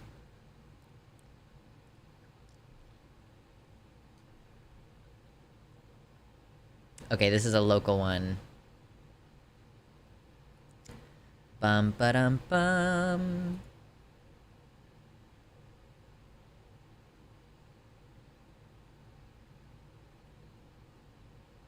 It doesn't make me want to shop there because Target abandoned the trans creators who made the products they pulled. Well, yeah, so now, like, now it's an issue. Now I don't feel as good about it. Not that it's ever like, oh my god, I'm gonna go support Target. Like, I do shop at Walmart sometimes still. It's not even about, like, I actually do have any brand loyalty to Target. I would be willing to call them and tell them that. I actually did. I recently, when I went to buy Zelda Tears of the Kingdom, I bought it at Target. I could have gone to Walmart, and I don't know that it would have cost any different. Probably wouldn't have, but I chose to go to Target instead. There are a lot of Targets that still have the merch set up. Yeah, so I think it just depends on location. It depends on location. Zelda Tears of the Kingdom? Like, I haven't been to my local Target, like the nearest Target, but I would bet that the Target that's nearest to me would still have their Pride stuff.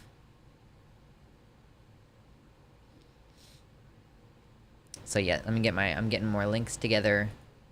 More links, more links, more links.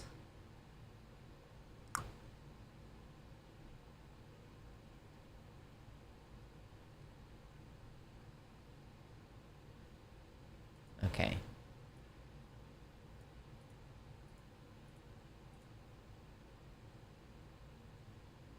Rainbow capitalism is better than explicitly queerphobic capitalism. Yeah, we talked about this in the last one, and we'll come back around to it again about, like, whether rainbow capitalism is a good thing. I might go ahead and turn off my air conditioner just during this segment because it actually is pretty fucking loud.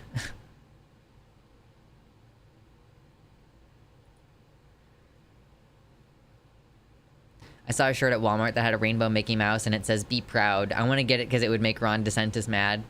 That'd be funny. Oh, there's 69 likes. Who wants to ruin it? Who wants to ruin the 69 likes?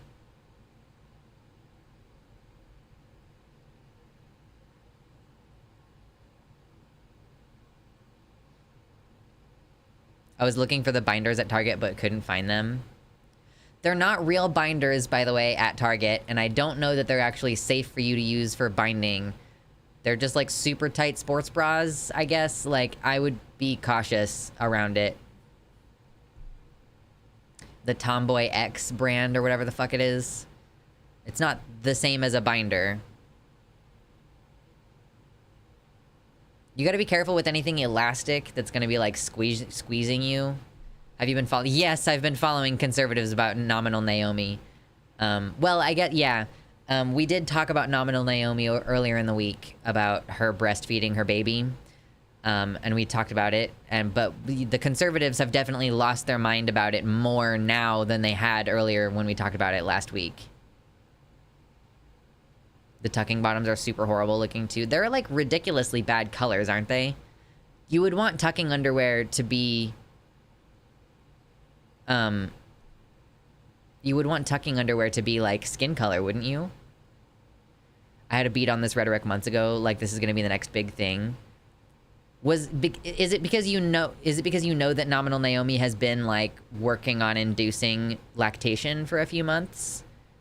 Because I've known that trans women can breastfeed for, like, 3 years or longer. Like, I've known that that is a thing that can happen, but I guess I just haven't thought about it in a bit. And, like, I didn't realize that it was going to become the next big conservative talking point.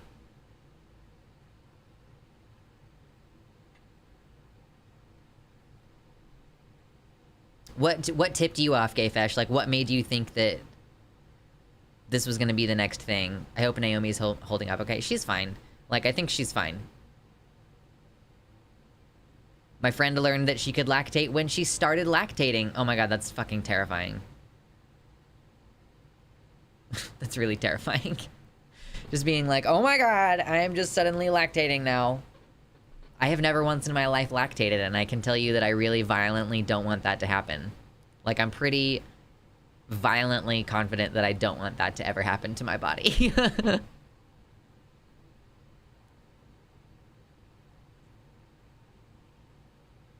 I just noticed a couple transphobes talking about it months back, but it didn't have a lot of traction yet because they didn't have a public target of their ire. Oh, that's a good point. Like, they were aware of these private, like, parenting conversations where women are like, I'm trying to induce lactation so that I can help feed my baby. But yeah, because that's, like, a private thing that most people don't talk about a lot. Like, I'm glad that Naomi's talking about it, because I think that it's important for people to know. Like, even cisgender men can be induced to lactate when they don't even have to be on estrogen, I don't think. But yes, being on estrogen, having booby... I guess that generally, like, helps. It's just, you just take a medication, and it induces. The first medical case report was in 2018. Wow. Halo, Ben. Halo.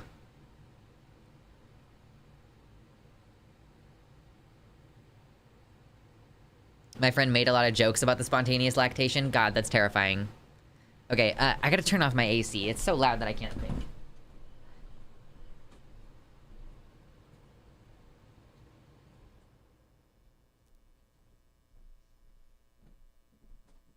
I've never, ever, ever had an air conditioner that was so loud that I had to adjust the volume of my speakers every time it comes on and goes off. Like, if I'm trying to listen to if I'm trying to watch a movie, it's like when you're at the movies and you, or like you're trying to watch a movie and you have to, like, adjust the volume between the dialogue scenes and the like action scenes.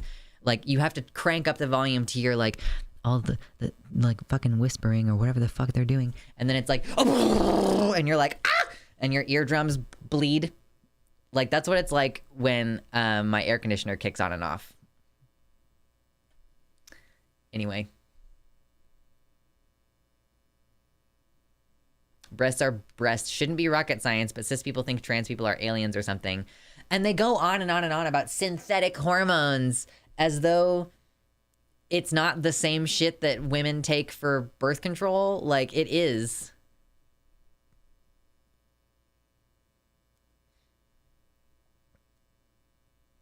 I knew a cis man who started taking an antibiotic and began lactating. Oh, yikes.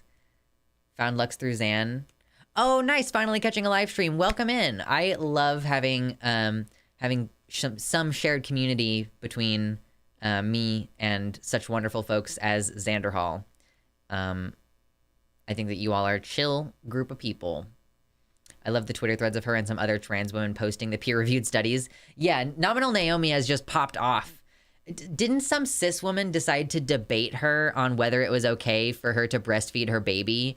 And that woman got, like, super drunk during the thing? Like, Amy Therese.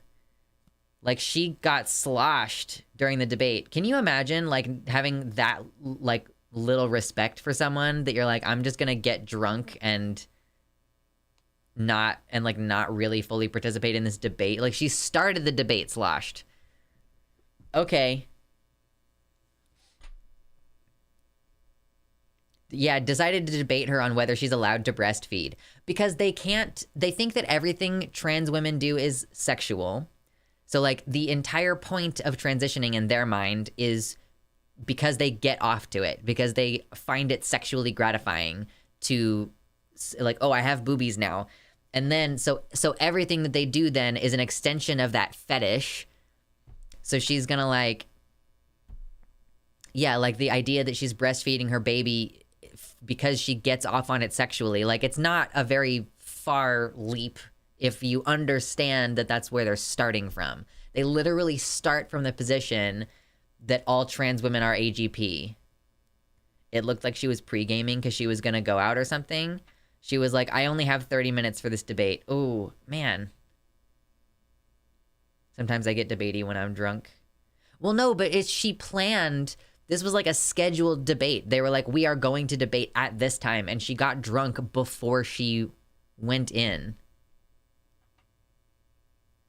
Something to be aware of is that you can lactate and pseudo-lactate. To truly lactate nutritious milk, you need to take a bunch of hormones that simulate the changes that occur over pregnancy. Interesting.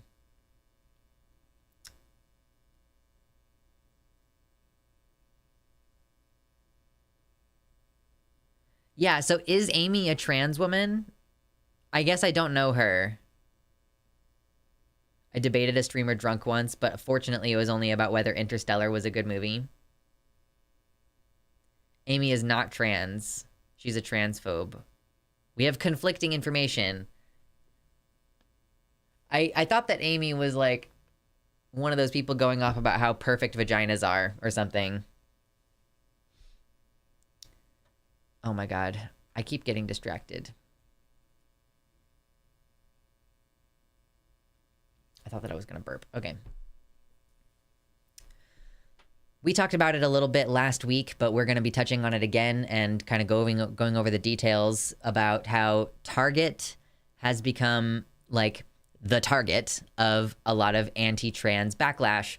It's kind of like tradition at this point that Target puts out their Pride merch in June, and they are well known for being one of the first companies back in the day to stand up for trans people being able to use the bathroom in their stores.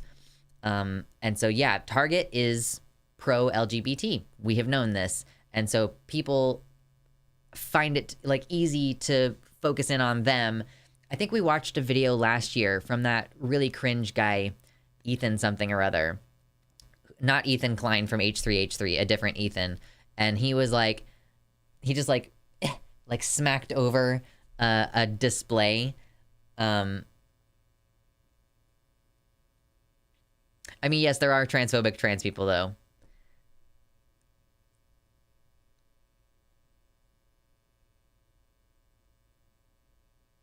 Oh, okay, so there was some conversation between Naomi and Amy about finding Amy disgusting as well. So are they both trans? Oh, they were talking about thirst traps not being trans. Okay. Interesting. The conservatives went after Bud Light a couple months ago. We are familiar with that at this point, that, you know, when they did that collaboration with Dylan Mulvaney, and Matt Walsh kind of took credit for that. Do I not have Matt Walsh up here anymore? I need Matt Walsh.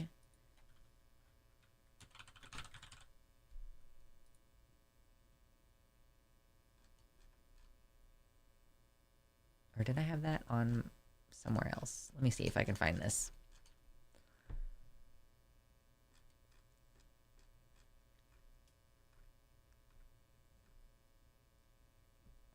Like, if you go back through Matt Walsh's posts for the past couple of weeks, he's talking about Dylan Mulvaney. He's posing with a brand new tackle box and fishing rods as though he's going fishing. Very manly.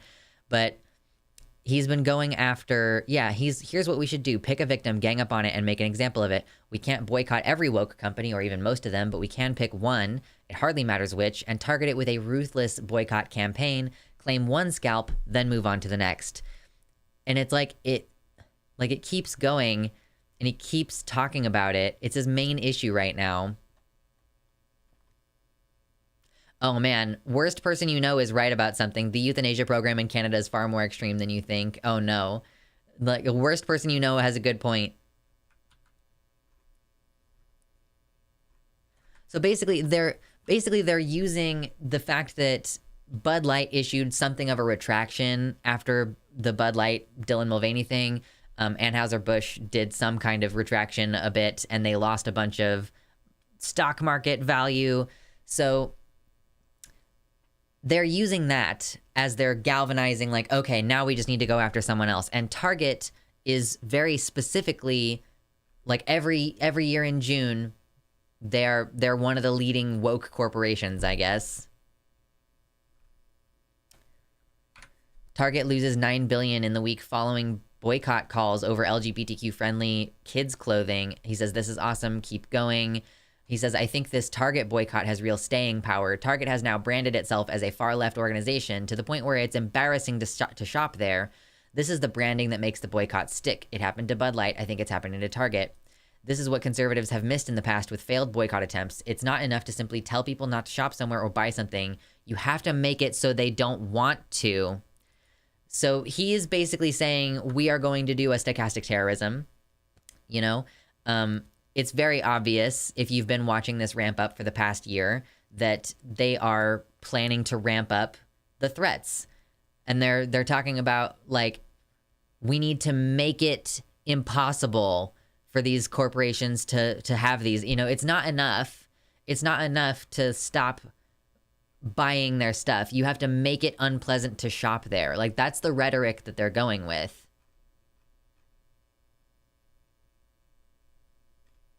See.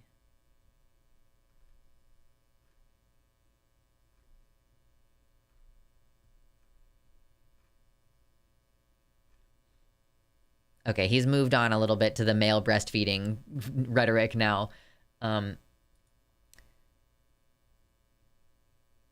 So initially, the kind of initial thing that happened was that this was just online conversation and boycotting discussion. And so Target removed Pride merch after the right-wing media throwing a hissy fit. So Target announced it will be making some significant changes following backlash from far right-wing media over the Pride Month merchandise. This is a huge L.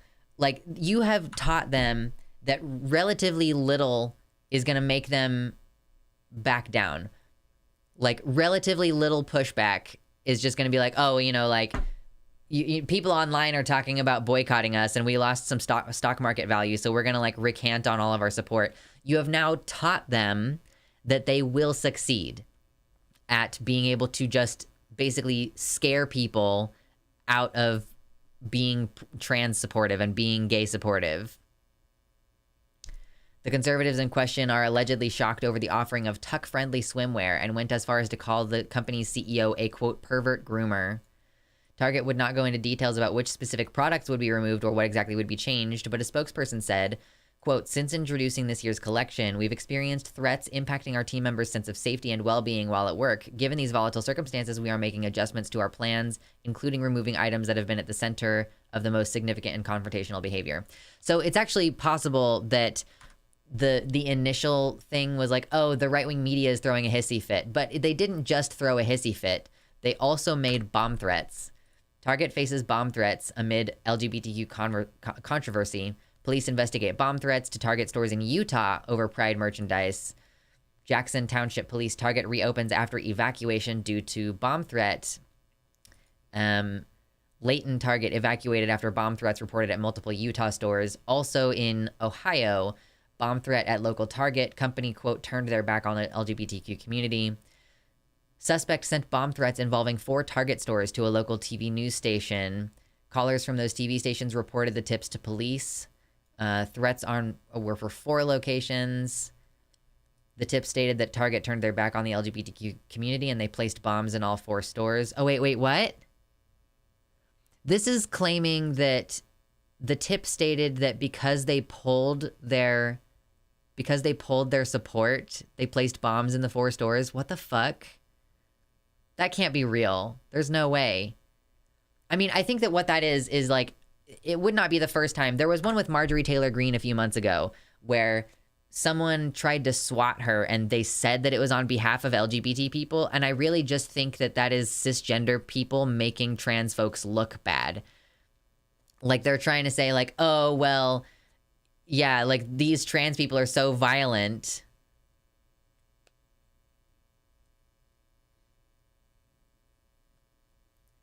There were some TikToks that were blatantly lying about where the clothing was found in the store. They're basically saying, yes, lie about us to make a narrative that we can cave to.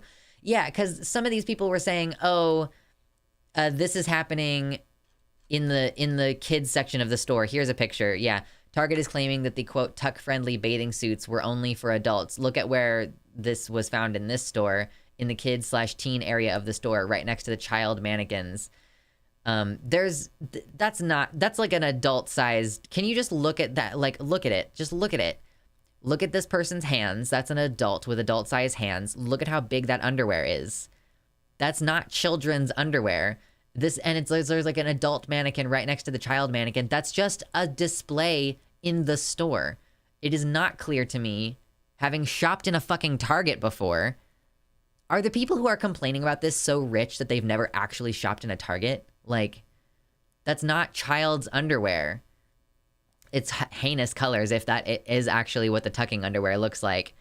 That looks like a front aisle display. That looks like it's at the front of the store. Very obvious false flag. I wake, another psyop. Truly. There were people physically harassing customers and employees. I've seen some videos of folks going in and like talking to employees and being like, you support Satan and shit like that. But are there like some cases of physical altercations breaking out?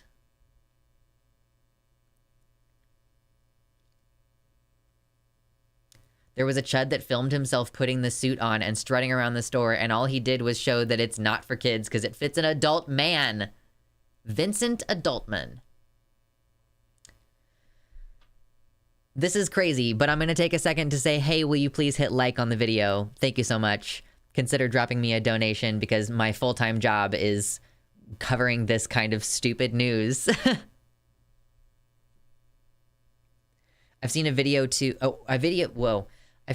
or two of the absolute softest making a fuss ever. Nothing that could be really considered threatening, only harassing.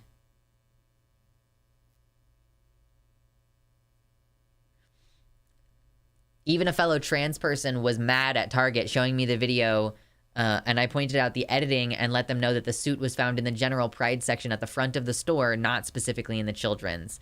I mean, to these conservatives, even if you just put it, in the front of the store in a general area and not like in the children's specific section, like the fact that it's not in an like behind bars, you have to have an employee unlock it, behind bars, like adults only section, like adults only. The idea that children could be exposed to the idea of a bathing suit that could help you tuck. I just don't get what the problem was if it was in the kids section. I mean, yeah, so that's kind of what I'm driving toward, Not a Mermaid, is like it's the fact that children are exposed to in the public idea. Like, these people think that transgender individuals should not be in public. And, like, no mention of trans people, no mention of gay people. They really do genuinely believe that they should have the option to shelter their children from the concept of certain types of people existing. Because, of course, what they want is to be able to brainwash their children into becoming, like, cishet people.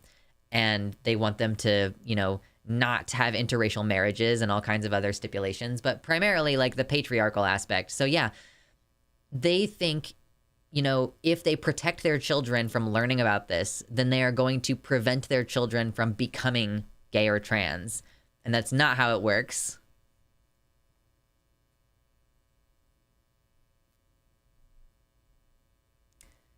Someone in the video said that the tucking swimsuit was in the toddler section. That's so fucking stupid.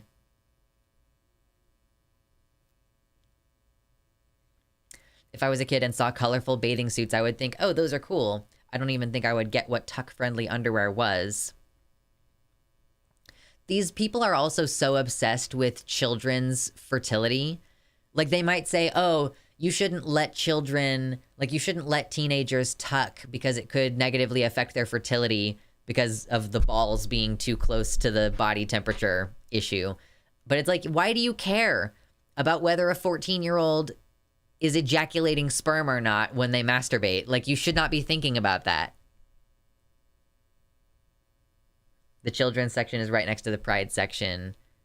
Oh, okay, yeah. I mean, but yeah, the issue is it doesn't even really matter. They can say putting it in the kids section makes this grooming, but they really do believe that any existence of trans people in public or any mention of trans people that's, you know, outside of we can ridicule them. And, you know, when right-wing men decide to dress up as women, it's funny because being a woman is a bad thing. And the joke is that a man dressing as a woman is emasculating, and like that's what's funny about it. And like I honestly think that when cis people do drag like that, they aren't even thinking of it in terms of like, oh, isn't it so funny that trans people exist? Like, I genuinely think that they're just like, haha, everybody is binary gender, and so me cross-dressing is because like being a woman is funny, haha. Like, I don't really think that trans people even enter into their mind most of the time.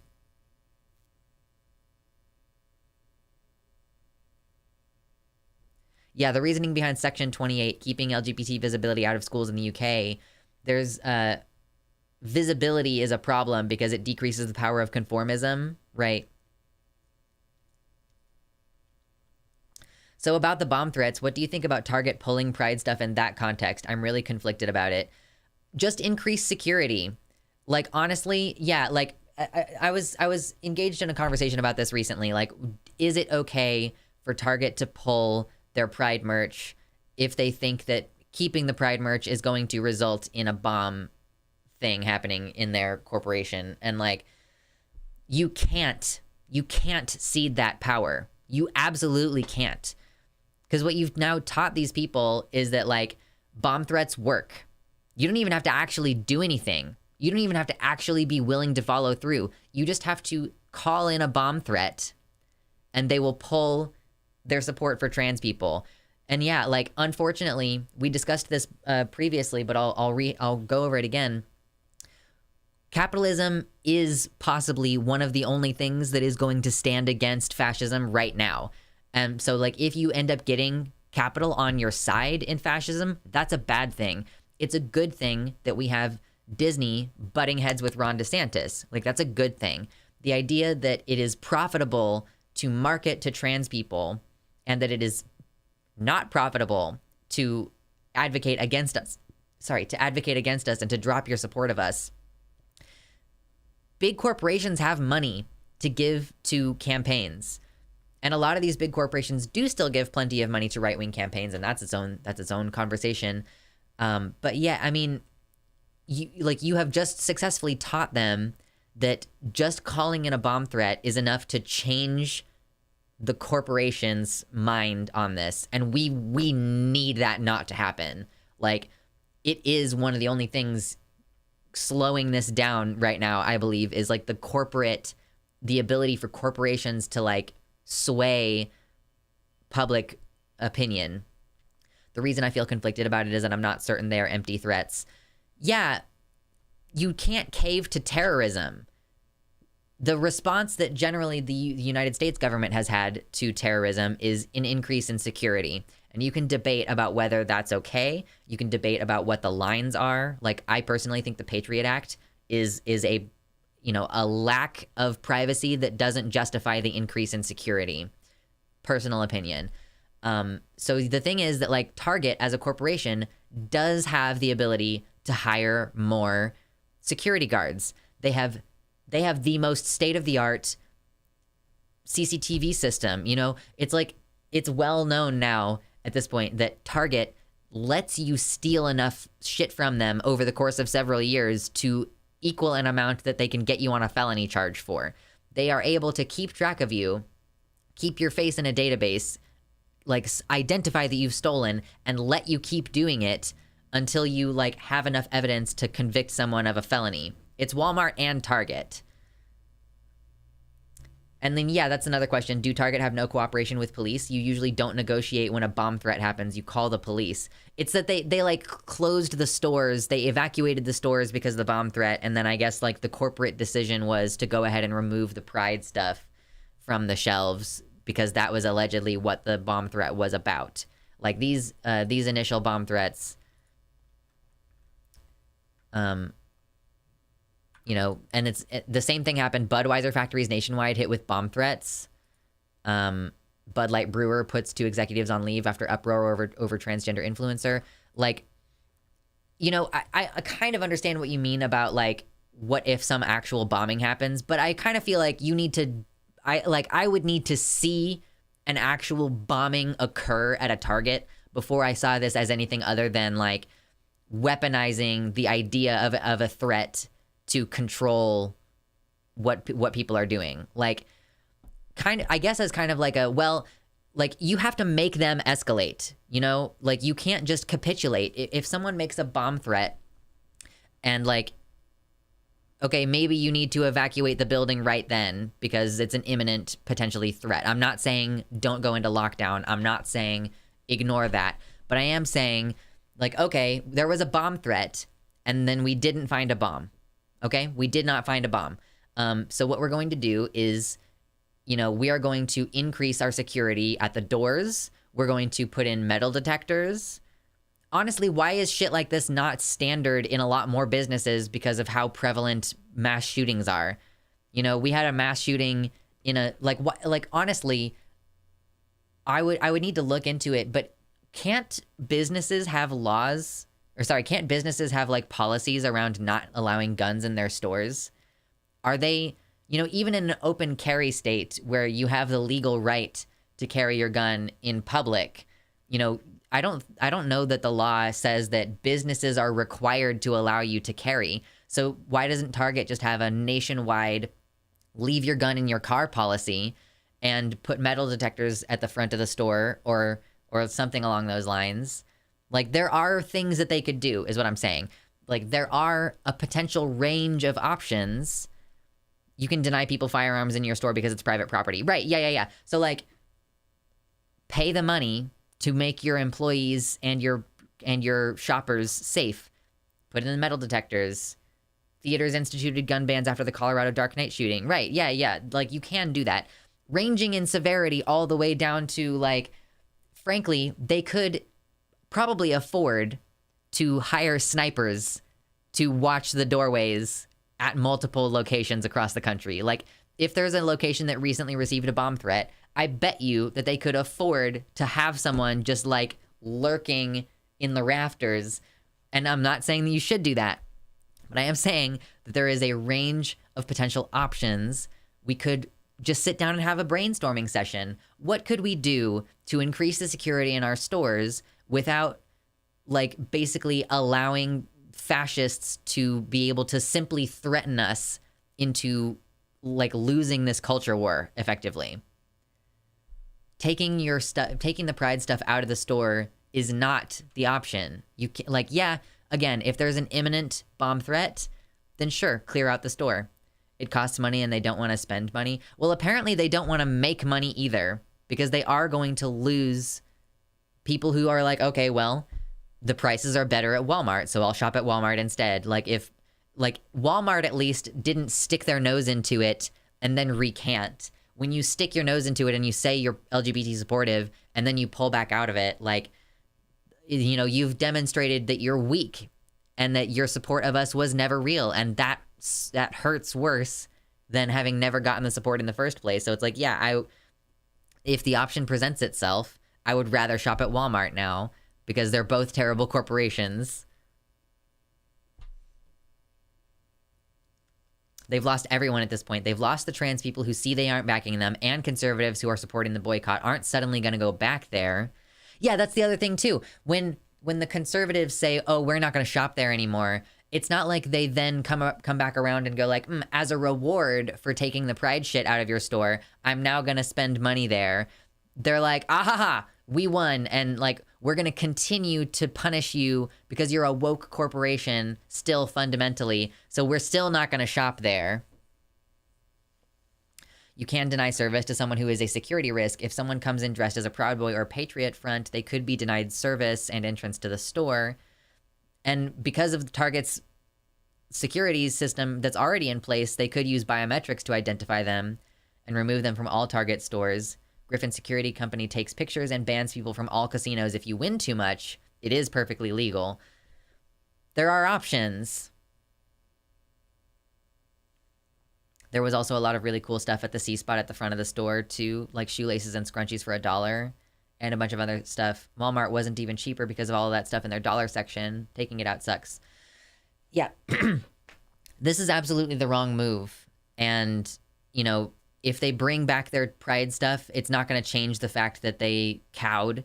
Like, the money that they've lost in the stock market or whatever is going to stay lost. And now they've emboldened these people right before Pride. Last year, and I have an entire Stochastic terrorism playlist. If I haven't already linked it in the thing, I hope I remember to do it later. But like, they have already demonstrated, like, all right, we're gonna put a bunch of armed men in a U-Haul and then haul them to the local Pride event. And now those guys got stopped before they could show up. But like, clearly they were planning to show up to a Pride event, and they're still harassing these bakeries that hold like a drag brunch and stuff. You know, I bought trans shoelaces before they were taken out. Nice.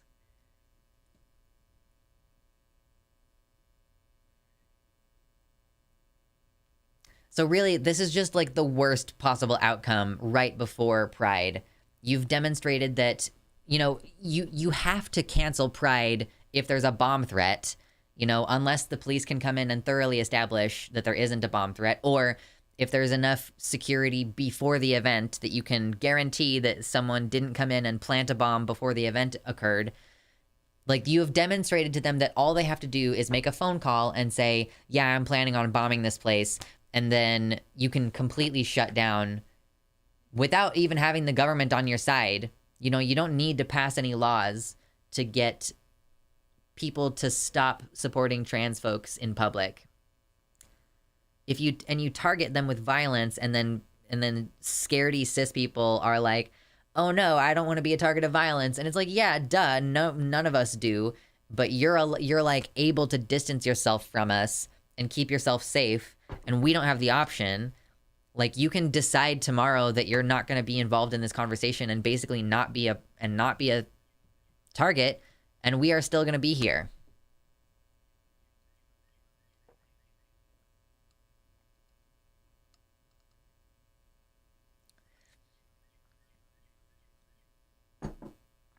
Oh, of course, yeah, and if violence were to come to their conservative events, they would be terribly outraged, because it's all about them being able to do fucked up shit to us and us not being able to do literally anything.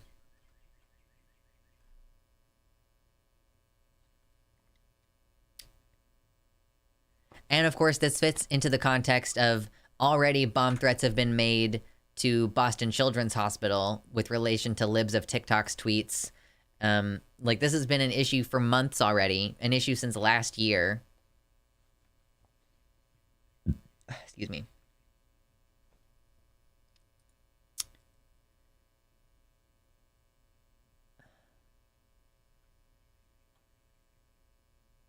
There was a Wisconsin school that launched a Title IX investigation into the bullying of a trans student, and then that school was hit with several bomb threats. Like, this is their move. This has been their move for more than 6 months now.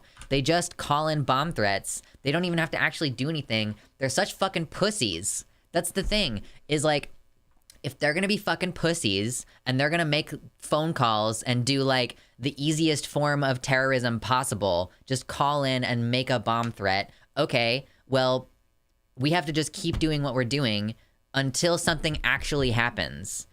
Obviously, if the immediate bomb threat, like, call the police, have them clear the area, cool. Check, make sure there's nothing wrong, great. But until a thing actually happens, like, we have to stop caving to fucking bomb threats. Like, we really need to come up with some kind of like, when was the last time that a bomb threat like this actually resulted in a bombing is a question that I have. Like, how many empty bomb threats have there been compared to how many actual bombings on US soil? Let me tell you, most of the bombings that I'm familiar with are like at abortion clinics. So, and they're not usually very impressive bombs.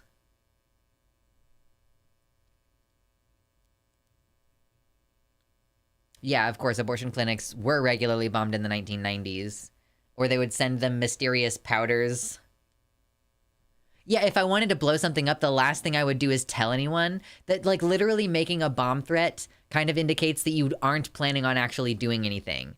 You know? Like, if you want people to actually die, if you want to accomplish something with your bombing, the whole thing is that you should go and put the bomb there and, like, leave it alone and not tell anyone, and then a bunch of explosions happen. But this is the thing. This is, yeah, the bombings at abortion clinics didn't get call-ins beforehand. You only do a bomb threat, like, you only call in a bomb thing if you are planning to not actually follow through. It is literally the definition of performative speech. Like that callback to that philosophy tube concept. Last bombing I can think of is the Boston Marathon. Right, that was like the last major thing that I remember hearing about with regards to a bombing was like the Boston Marathon, and that was like, what, 5 years ago now? It's been a while. More than 5 years? Jesus, how old am I? So we absolutely have to stop caving to this bomb threat bullshit. If they want to actually do a terrorism, maybe they need to actually do a terrorism and not do like the easy mode couch potato version where they can just make a phone call and like bring all trans acceptance to a grinding halt. Like, bro, that's not gonna work. That's the thing that they default to when they start showing up to our events with guns, but we have fucking guns too. So then they have to go back home and they're like, what can I do that doesn't involve me actually having to confront a dangerous situation? Oh, I can just call in a bomb threat and everything will be fine. The IRA used to call in bomb threats with bombs in the UK in the 70s, 80s to avoid killing civilians on trains. They did detonate them, but gave everyone time to evacuate. Oh, because what they're doing is like, they were like, yeah, we're going to destroy infrastructure. And that's to make a point. But we don't want to actually kill anyone. Because that's not the point. Yeah, that makes sense. But in this case, it's just empty. It's empty until I'm proven otherwise. Yeah, exactly. Conservatives do want to kill people, so you would think that they would set their bombs and then not say anything about it. But they're not going to. That's what it ultimately comes back to. They are not going to actually take the step. And the thing is that, like, you have to keep refusing them. And if they want to actually take the step, if they want to make good on those threats and like actually put some teeth behind those threats, sure. But you can't capitulate on like the assumption that they might follow through and do something. Because otherwise you're giving them complete power over the situation.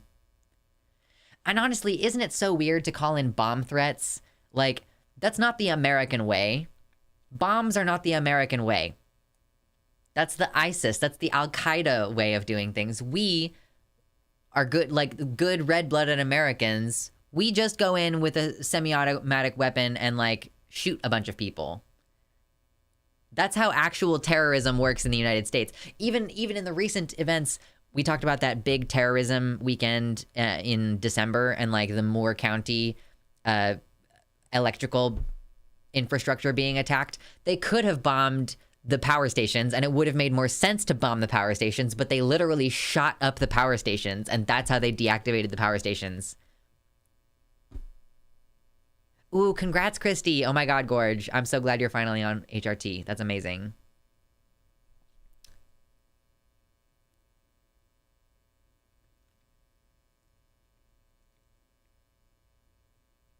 Yeah, they don't want to get caught with who they've been targeting. They do want us dead, so if they make a threat, we can be sure there won't be follow through, otherwise they get nailed legally. I mean, that's the thing. Like, you are still, like, if you make a bomb threat, that's kind of whatever. You can't really get caught doing that. Like, it's kind of hard to get caught calling in a bomb threat like that. But if you do actually set off the bomb, then there's all this physical evidence, right? And they are still scared of the consequences of being violent toward other people.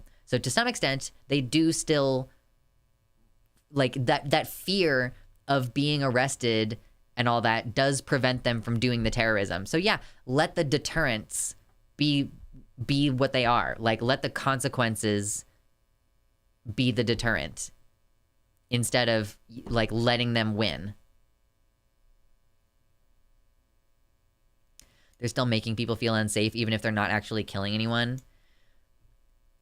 That's, like, par for the course, though. Like, tell me, do any of you genuinely feel safe in public anymore? Like, let's say you're driving. If you know that another driver is driving recklessly, do you feel safe? When you go to the grocery store, do you feel safe? Like, when you go to the movie theater, do you feel safe? Or is there some part of you that is always scanning the room? Like, we have so many mass shootings in this country. We have so many, like, random acts of violence. When you get on public transport, are you 100% sure that there is not going to be someone who becomes violent or, like, chokes someone out until they die? Like, after 2020, everyone went crazy. Hey, I'm going to go ahead and tell you, Halo, you're kind of new to this stream area, and, like, frankly, I want this idea to cross-pollinate into other communities, but COVID causes brain damage. When you lose your sense of smell from COVID, that's brain damage, and so all kinds of other shit in your brain gets messed up by it, and one of the main things that we're seeing is an increase in, like, irrational, violent behavior. Like, injuries and deaths from road rage incidents are on the rise since 2020. And it's not because, like, the pandemic in some esoteric way made all of our socialization disappear because being in the house for 2 weeks. Oh, thank you, Thea, so much. Thank you, Thea. I really appreciate that. It's not like being in the house for 2 weeks destroyed everyone's socialization and, oh, the 1 year of doing school from home ruined all children's ability to regulate their behavior. No, it's because COVID causes brain damage. So yeah, if you feel like the world has gone crazier since 2020, it's probably because of that. I get catcalled every day I go to the grocery store now. Yeah, of course it's worse if you're a woman or if you have, like,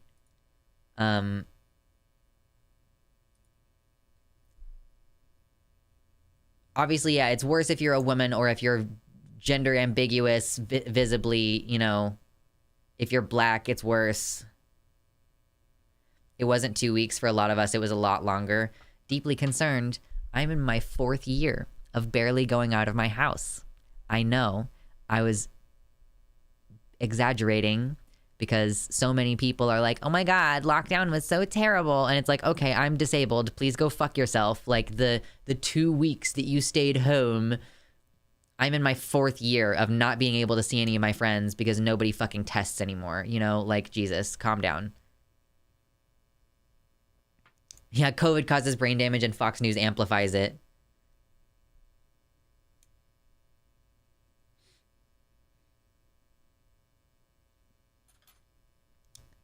So it's, yeah, with regards to, like, do you feel safe going to Target? You know, oh, even if they don't actually follow through on the bomb threat, then people still feel unsafe at Target. Like, yeah, welcome to America.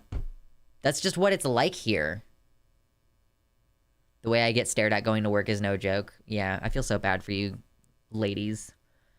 I just, like, even when I present relatively femme in public, nobody fucking catcalls me. And I don't know if that's just because of, like, where I live or because of how I carry myself. Like, people do not bother me in public for the most part. Or if they do, it's because it's an old man who's like, you remind me of my daughter. And I'm like, thank you. Oh my God.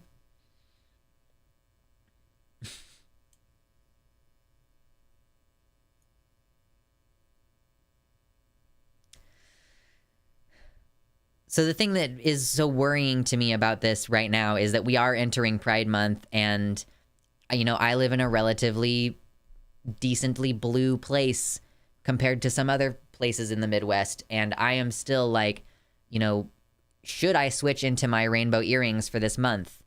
You know, should I be openly like, yes, it's Pride Month, and, like, have that be, you know, my my like way of sticking it to them or whatever. Like every time I go in public, like, yeah, should I wear my rainbows this month? I don't know, because there is going to be an increase in violence this month. Like there clearly is going to be an increase in violence in June. And it sucks that instead of being proud, we are having to have this internal dialogue, this internal conversation about like whether we can be proud without getting killed. Like people don't understand.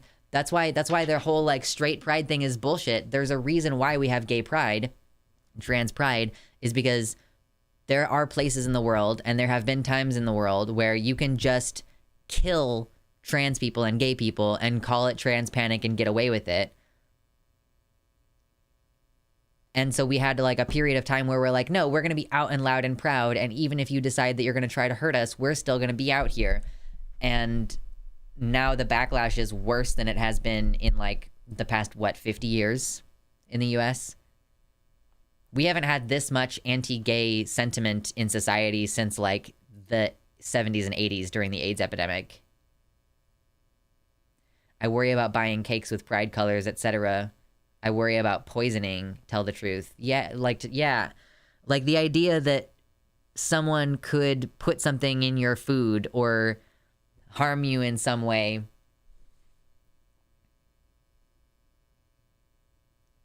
I do not live in a part of New York where there's a lot of Republicans, but just the other day on my way home, a few minutes away, there was a literal white supremacist tailgating me in his F-150. Is catcalling an epidemic? I keep hearing about it, but like, dang, who goes out of their way to whistle or whatever? Yeah, I'm guessing that you are a masculine person, Halo Ben. Like, when I was 15 years old, or like, no, I was like maybe 12 or 13 the first time I remember being like ogled in public by a man. Like, it's a fucking problem for sure. It's worse than ever. It's worse than the 70s and 80s. All the new laws bother me. This is worse. Yeah, like Mersh in the chat has been around and got to see firsthand what it was like in the 70s and 80s. And like the explicitly anti-gay laws that are passing are kind of worse in that way.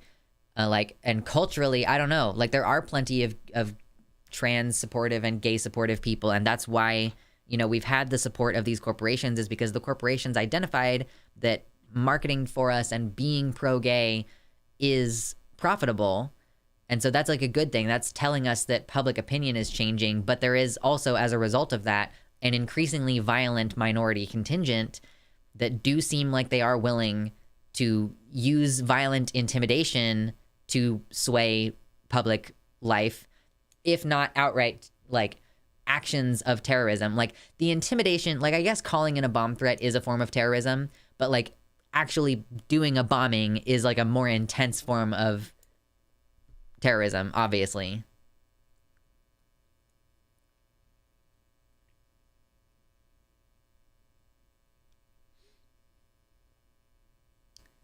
So it's scary, and we'll have to see, you know, it's my job to go over these news items. So I will be here throughout the month of June. If you're not already a subscriber, consider subscribing and turning on notifications so that you know when we go live, when the videos go live, and when I stream.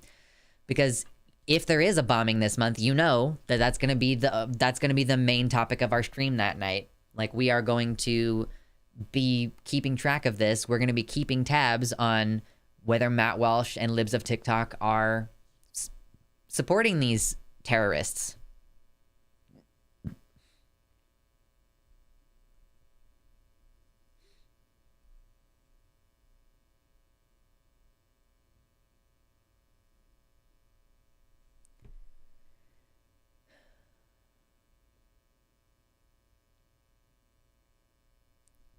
I can't imagine what it's like for people who are just now starting. Like, yeah, it's got to be crazy for you all who are like, I'm really early on hormones, and like people can't tell that I'm trans yet.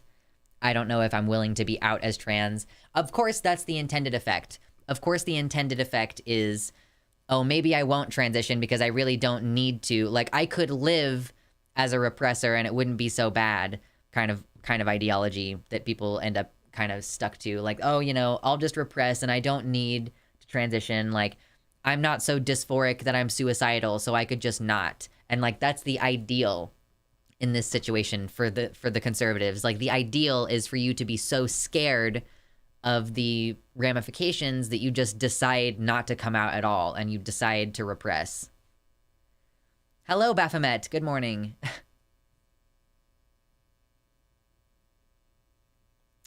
Does anyone else feel like something bad happening is inevitable? Normally, I would chalk it up to anxiety, but after the Proud Boys U-Haul last year, it feels like we already dodged a bullet. No, I agree, Speedy. I've been saying since sometime last year that there is a possibility that this could go into like a civil war situation. Like, I don't like what's going to happen if we have drag events happening in Pride Month and we have a bunch of conservatives show up with guns, and then we also have John Brown Gun Club who are like leftists there with guns. Like, what is going to happen if there is an actual shootout at one of these events? It's going to be unfortunate, but it's going to be blood in the streets. Like, it's going to be, you have to fight and kill to live. And it's like, maybe people think that that's an exaggeration, but I've been watching this happen for over a year. Like, maybe you haven't been here for every single news item that I've covered over the last year. Not all of those segments even made it onto my channel. So if you're here watching this as a published segment on the channel in the future, then like maybe you aren't here for every single time we cover people with guns show up to intimidate at a drag show. Like, people throw a brick through the front window of a bakery that has a drag brunch where it's like just for fun. It's just dress up. Like, fundamentally, drag is just playing dress up and it's fun.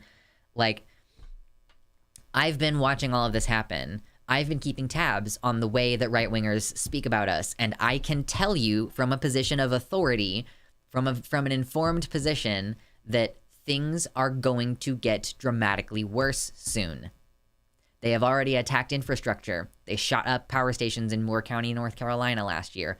They are showing up at these events with guns.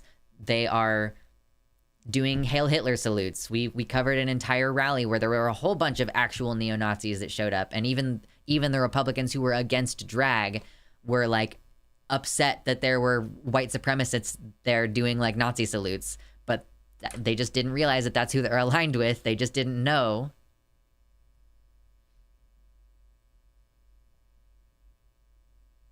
If there is an incident, the cishet allies will at least start to understand that we're not being alarmist with the genocide language, etc. We almost kind of need that.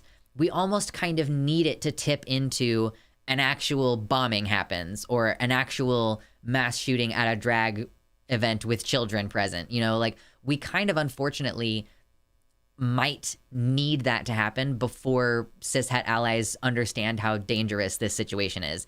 It's going to be really hard to say, oh, that kind of violence can't happen if it becomes more obvious. Like, frankly, I think that it needs to be a drag show for kids in order for this to, because like, it's not like we haven't already had violent incidents. Yeah, Max points out I have low hopes for the libs to get it even after that. It's not like we didn't have the Pulse shooting back in 2016.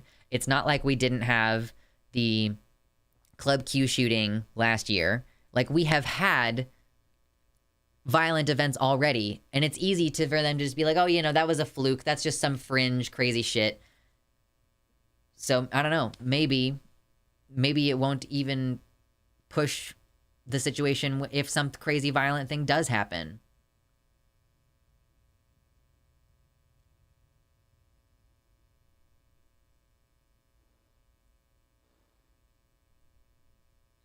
I feel like we would have to get to the point of actual gas chambers before mainstream America wakes up to what's going on. It's much more tenuous to a person who hasn't studied genocide for you to evoke stochastic terrorism as being an aspect of the genocide.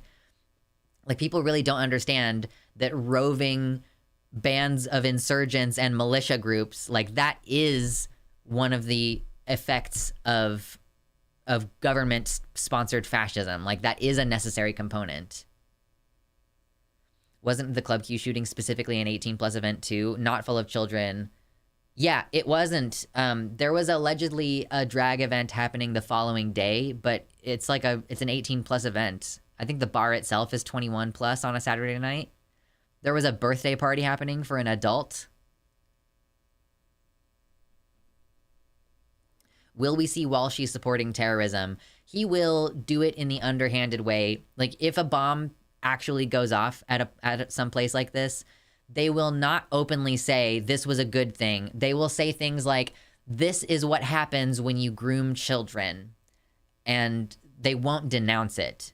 They won't openly say you should do this, but they are, you know, stepping around it and basically saying like, yeah, they deserved it because they won't stop grooming children.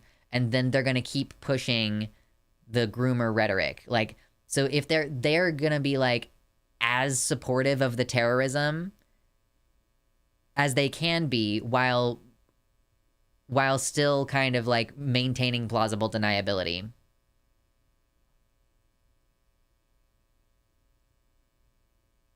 A lot of people on Tumblr are saying any comparison of this to the Holocaust is anti-Semitic, and I'm losing my mind because that is so dumb.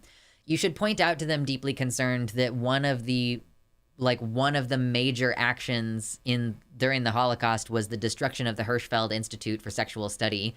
The famous book burning pictures that you see from the Holocaust are of a book burning of the sexual science study, like the Hirschfeld Institute, where they specifically studied trans people. So like, yeah, you can compare this to the Holocaust because trans people were holocausted during the Holocaust. Trans people were put in camps. Trans people were put to death. Trans people were shot and gassed.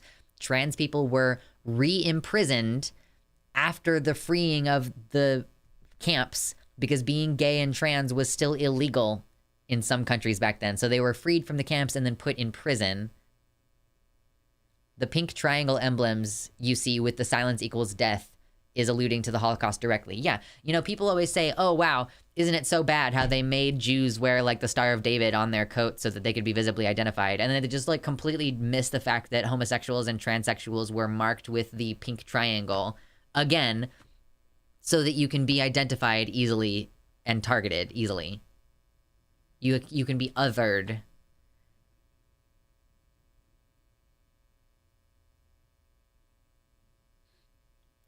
Oh my god, I can't fucking talk.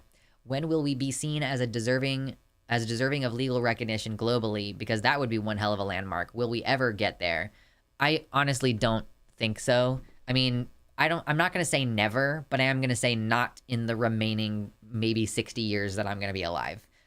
Like, if I go really hard, and I'm about to be 30 next year, so I'm like 30. If I live to be 90 years old, I don't think that we will have global recognition for trans people and gay people, because, I mean, that would require there to be, like, some kind of global cooperation, and that is just not going to happen. There are countries where you are still outright put to death for being gay.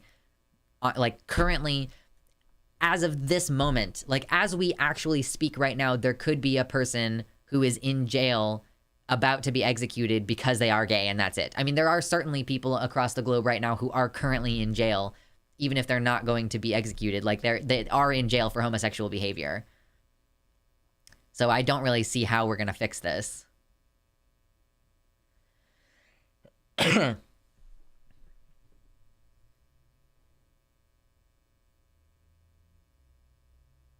You know, that's true. I never thought that I would live to see gay marriage legalized in the US in my lifetime, but it did happen, although I don't think it will remain legal for long.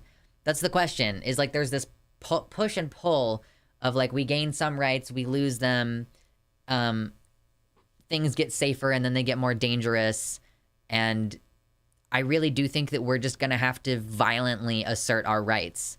We're going to have to violently say like, no, you are not allowed to make my healthcare illegal.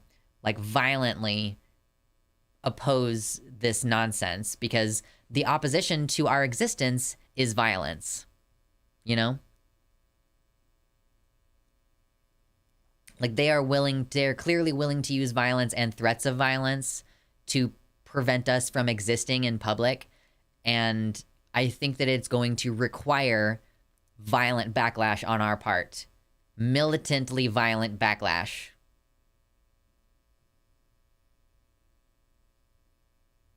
Wow, that's fucked up. Deeply concerned. People on Tumblr said it's worse when Jewish people get genocided because it's genetic, whereas queer people will just come back, and my mutuals sided with that. Yeah, like the idea that because being queer is spontaneously emergent means that it's not, like, it's not so bad. Like, Jesus. Yeah, exactly, Speedy Shimeji, exactly.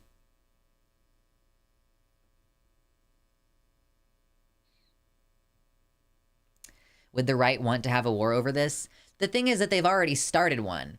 That's the thing that people don't understand. People who on the left don't understand that the war has already begun. Like, whether you want to call it a war of attrition, whether you want to call it a Cold War, like, we are already engaged in like battle tactics with one another.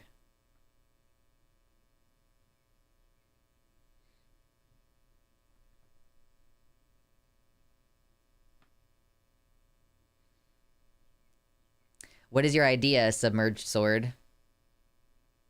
Yeah, our community is still recovering from the last genocide.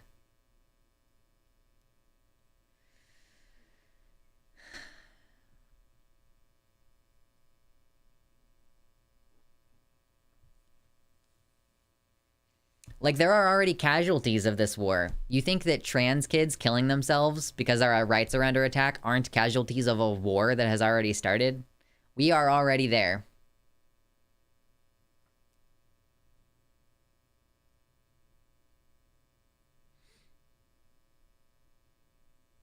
We make new aliases and make them feel the same hate. We can say the quiet part out loud. Yeah. We should probably avoid war, since culture war does sound milder than, you know, genocide. Wait, are you saying that we should avoid using the word war?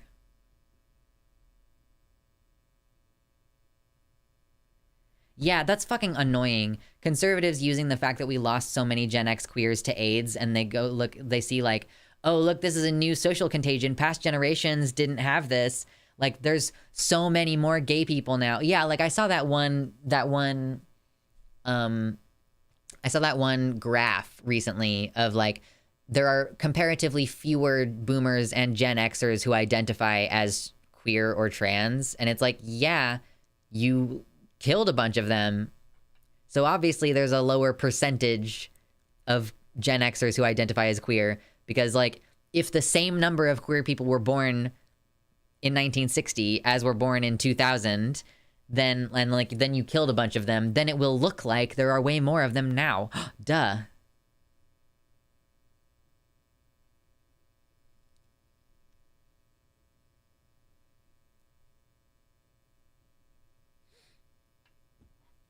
So yeah, it remains to be seen what's going to happen with this, but I think it's going to be bad. So, fingers crossed.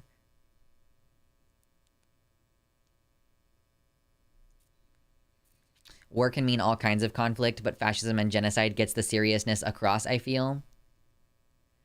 Well, I mean, yeah, I'm not saying that that's going to be my primary rhetoric, but it is a fact that we are in a war of attrition at this point.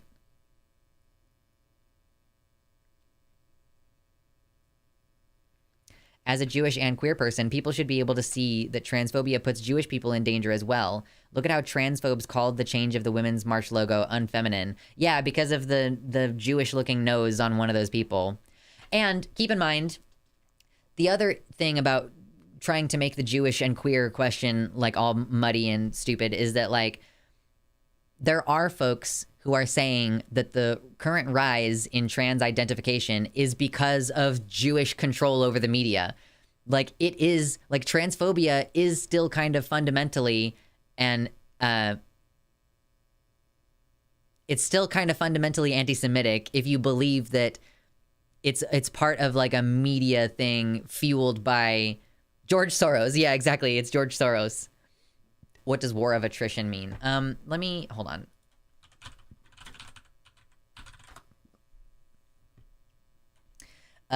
Attrition is an action or process of gradually reducing the strength or effectiveness of someone or something through sustained attack or pressure. So it's like, a siege is a war of attrition.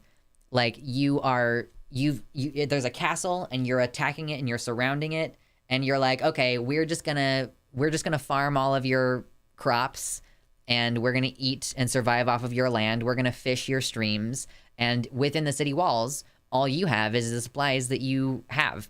And then once you run out of that, then people are gonna start to starve and you will need to submit. So that's attrition. And so like the reason why I say attrition here is because, yeah, they're slowly working us down. They're like, yeah, we're gonna make it so that, oh, you know, kids can't access hormones, you know, because that just makes perfect sense. And then gradually start attacking adults getting healthcare, and gradually start attacking adults' ability to use the bathroom in public, and, you know, make it to where you can't change your identification, and then increase the rhetoric against you so that people start, you know, doing violence against you. You know, it's not an outright war in the sense that it's V for Vendetta style. People are getting dragged out of their homes and imprisoned yet. So right now, it's just like a war of slowly wearing us down.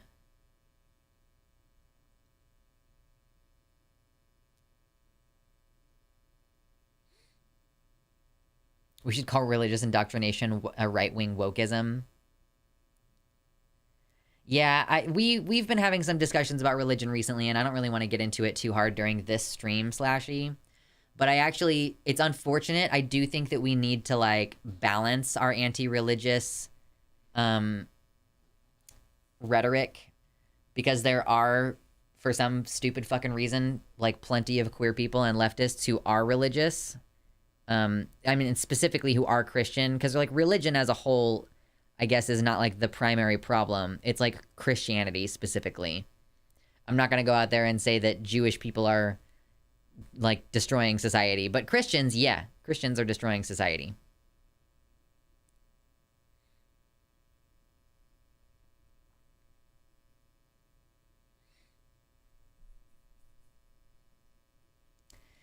Yeah, anyway. I think that's pretty much the end of the segment about Target. Like, after an hour of talking about it, that's going to be fun to edit later. I really hope the U.S. doesn't vote in Trump again. I don't think DeSantis has much of a chance. I feel that at that point, all bets would be off. Yo, let's talk about DeSantis announcing his fucking... He announced his campaign on Twitter in, like, one of those Twitter Spaces thing. Oh my god. I'm so ready to have that conversation. I need to run and grab more water, though. I'll be right back.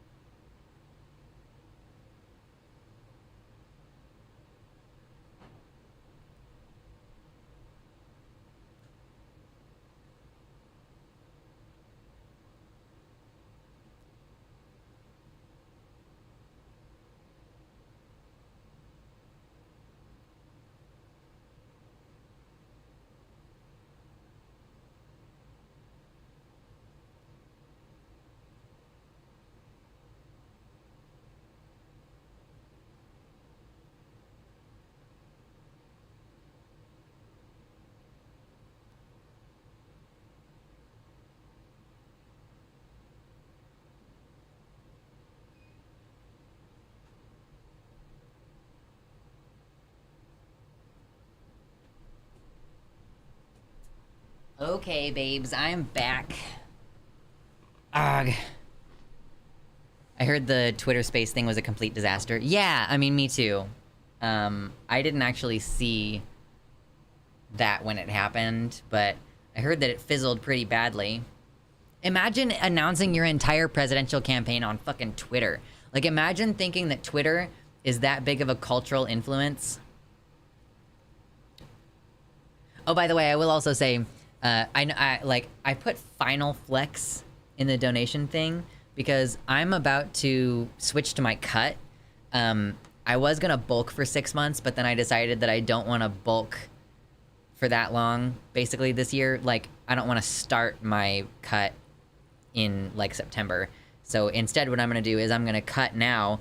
This is having to do with weightlifting. Like, I usually, like, I've been bulking and, like, building muscle and trying to get bigger and gain weight for the past 3 months. And now I'm going to switch to, like, fewer calories and doing calisthenics instead of hardcore weightlifting.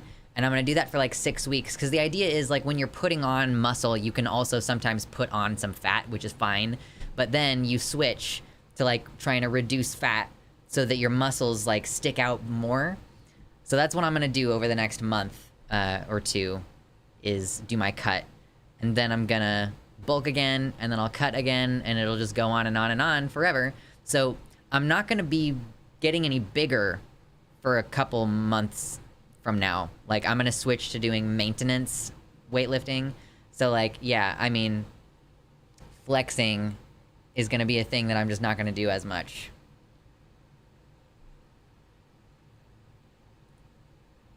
If DeSantis does get elected, goodbye abortion for everyone with a uterus in every state. He would manage to pass a federal ban for sure.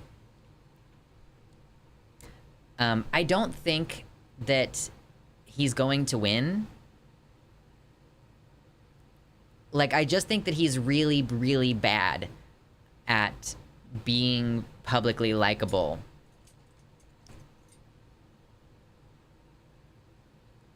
I do think that if DeSantis got elected, he would probably be worse for the country, because DeSantis seems a lot more motivated to hurt the country than Trump.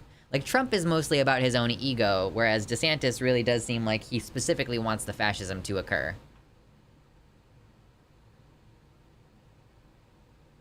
I was watching the Twitter space with Ron DeSantis on Vosh's channel. I couldn't breathe. I was laughing so hard. Coworkers gave me funny looks. Twitter kind of is the internet town square, but also, like, I think only 19% of Republicans are on Twitter. Like, 19% of self-reported Republicans are on Twitter. So what kind of demo are you really hitting there? Now, you might be able to succeed as a Democrat if you primarily were to drum up attention online. But with Republicans, like, nah, it doesn't... I don't know. I'm actually curious, like, what percentage of Democrats are on Twitter.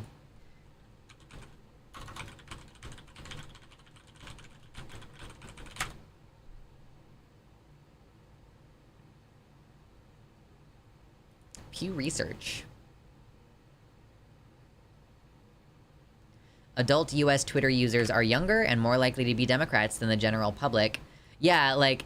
And of course, this is from 2019, so that's old, but most users rarely tweet, but the most prolific 10% create 80% of tweets. Yeah, that's funny. But yeah, like, so generally, older people are not going to be on Twitter as much, and older people do tend to trend towards being Republicans. It seems like lately all the neo-Nazis are on Twitter, along with plenty of TERFs. It is changing as a platform to become more and more friendly. Like, imagine losing Twitter and having it become basically like as if the Daily Beast had started up their own Twitter competitor. That's more or less what's happening. Did something happen with Blue Sky? Can someone tell me? Did something happen with Blue Sky to where it's not a viable option now? Oh my god, I need to cut my dead ends.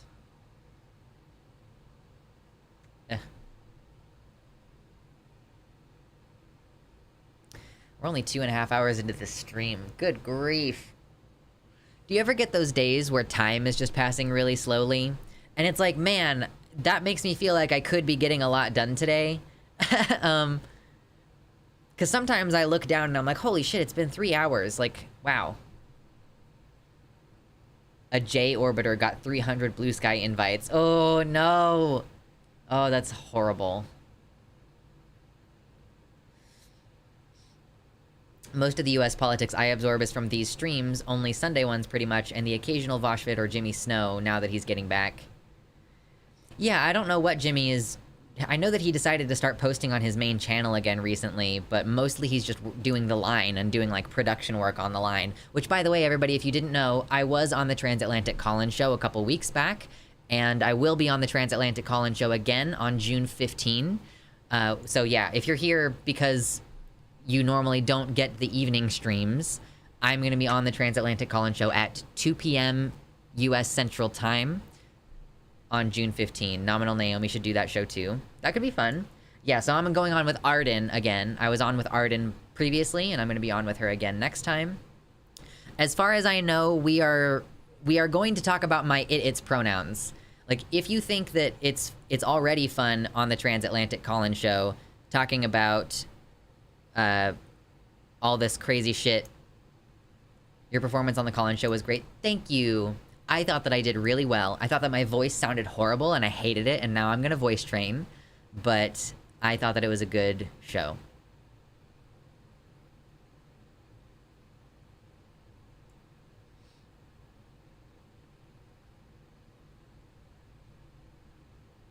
So yeah, I'm thinking that's gonna be a lot of fun. Cause I think Arden is uncomfortable with my pronouns. I'm not totally sure. I'm guessing. This is me guessing after having talked to Jimmy a little bit about like what the topics are gonna be on the next Call-In show.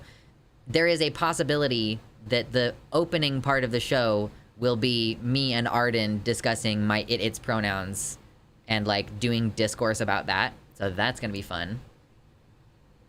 Jimmy said in a recent video that there will be politics again on the main channel starting more or less ASAP, and that by September, the Sometimes show is coming back. Well, I don't even remember what the Sometimes show was about. You sounded hot and confident, not horrible. There was an actual audio issue where it didn't sound good. Yeah, it will be great. I think it'll be interesting. Like, I am the only non-binary co-host on the Transatlantic Call-In show so far as I know. So there are unique things to talk about with me, just generally being non-binary, but then additionally, I am kind of xenogender and use its pronouns, so I'm definitely watching the Transatlantic if it's about pronouns. Well, it's not just about that, it's a call-in show, so usually there's like several callers, and each conversation is a little bit different, you know? So we had one person who was talking to us about whether or not transgender healthcare should be covered under state healthcare. Like an Australian woman was saying, like, you know, we have an NHS and I don't think that you should... I don't know, I kind of started slipping into a New Zealand accent instead of Australian. I don't know what happened there. I'm pretty sure Naomi is non-binary too. Wait, is that another presenter on the Transatlantic Call-In show? You'll most likely get some nasty bigots calling in on the show. I mean, listen, that's the thing. Do they ever get callers who are like, I'm specifically here to talk about the non-binary thing? I don't watch, it's hours and hours of content that I don't watch. Because I don't watch political shit when I'm on my free time. But, like, how often does someone call into the Transatlantic Call-In show to do a specifically anti-non-binary rant? Jessie Gender was on the Transatlantic, and she's technically non-binary, but she uses she/they pronouns. Okay, that makes sense. So I'm not the only person who's non-binary who's ever been on their show before.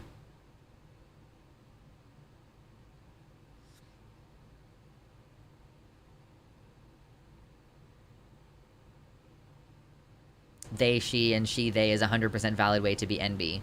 Yeah, I'm not gonna discount, I'm not gonna say, oh, Jessie Gender isn't really non-binary. Like, in fact, her recent video about masculinity, like did she get her hair cut really short? Like, it definitely has non-binary vibes in the photo.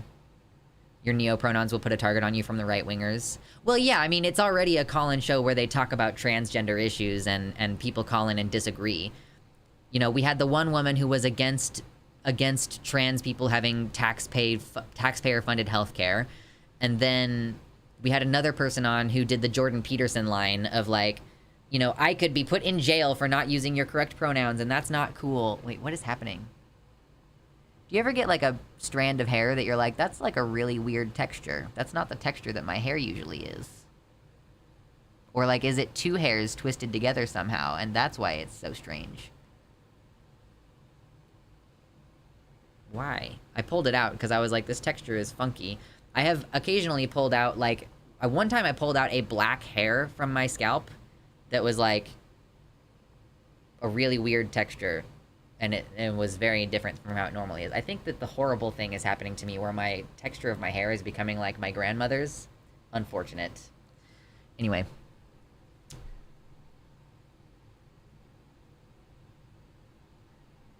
At this point, being online and trans equals you are a target. Of course, yeah.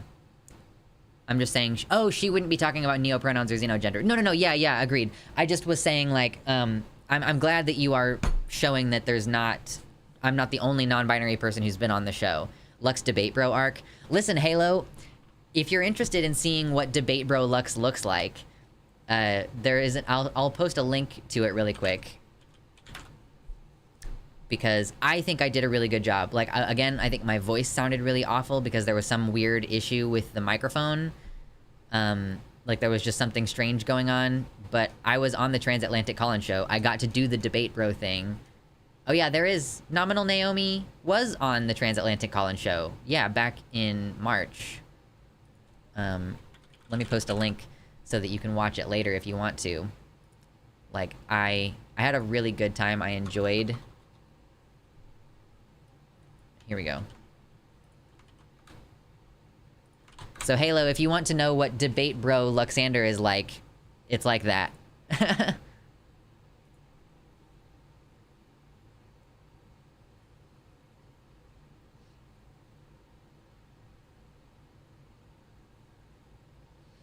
I've started oiling my hair because that's how I'm keeping my hair healthy. But yeah, I really enjoyed it. I really like having a bit of healthy conflict in my life.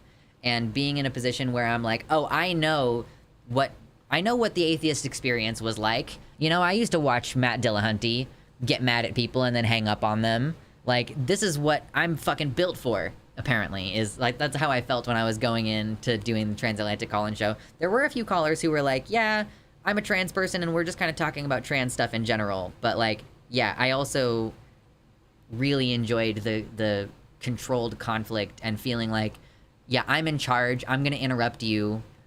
I'm gonna talk over you. Like it's just good to be in that position where you're in that position of power. Power.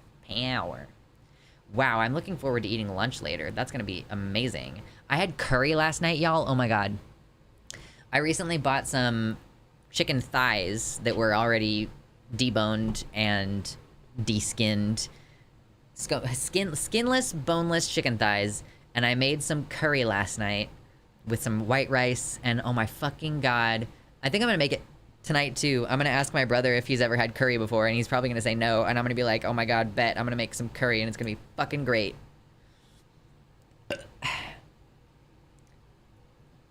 Excuse me. My hair is naturally oily. I made the mistake of using my brother's hair oil once recently, and now it's still stuck on my brush. No. I have, like, argan oil. Why not get chicken breast if you are getting legs skinless and boneless? Okay, well, I bought chicken breast at the same time, but also, like, those are two totally different textures and compositions of meat. You know? Like, maybe I want the fatty, soft, moist chicken thighs without having to... But, like, I cut it up into squares, you know? Like, I cut it into cubes. I just got some butter chicken goop. There are people who haven't had curry. Cringe. Yeah. I mean, yeah. My siblings are very sheltered and have not been exposed to as many things as they should have been exposed to at this time in their life, so... I haven't eaten meat in 15 years. It was an honest question. Oh, yeah. I mean, yeah. It's because it's a totally different kind of texture and stuff. Delicious. More a thigh, gentlemen. Previously, you know, and getting bone-in skin on thighs limits you. You know, that's pretty much like, I'm gonna roast that.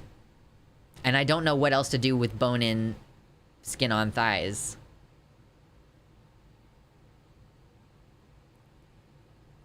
Like, it is kind of, like, limiting. There's only so much you can do.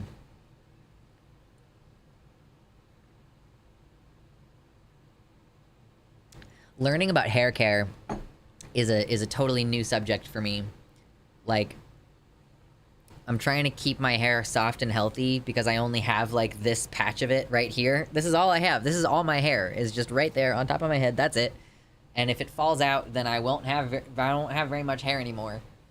So I'm trying to, like, you know, stimulate my scalp and use the best kind of shampoo. I have really bad dry skin. Like, I just showered before stream, and here I'm going like this, and there's a bunch of dry skin coming off everywhere. So apparently the products that I got that were supposed to help with that haven't actually helped that much.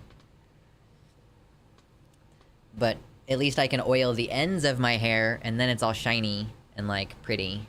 So, it's, yeah, you've at least got that shininess going on, even if my scalp is still drier than fuck.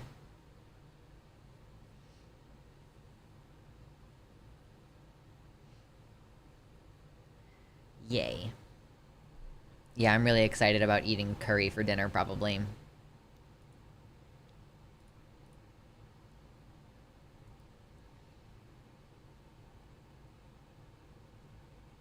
I feel you, male pattern baldness was a blowtorch for me getting myself on E and proper hair care. Yeah, I mean, I had a little bit of my... I mean, obviously you can see, like, my hairline is not totally smooth, and I like the way that it is now. But it's about, like, I stim by playing with my hair. Like, and every time you run your fingers through your hair, you're probably, like, taking hair off, like, into your fingers, and so I'm trying to stop doing that. I'm trying to, like, okay, if I'm gonna touch my hair, I'll, like, touch the scalp, but then, like, leave the long part of it alone. Yes. Look at that, so shiny. Oh my god. Oh my god, girls. Oh my god, gorge. I like it better over here right now, I think. I want to get a new tattoo so fucking bad. Why do tattoos have to cost, like, $300? It's so stupid. Like, come on, man. I don't have $300 right now. I mean, I have that money, but I need to pay off my credit card with it. Like, the GoFundMe I'm running has, like, not gotten any new donations in a bit because I stopped plugging it as much. I got so much money from it in such a short period of time that it, like...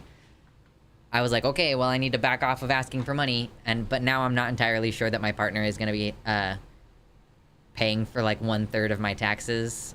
Like, there's some car shit going on.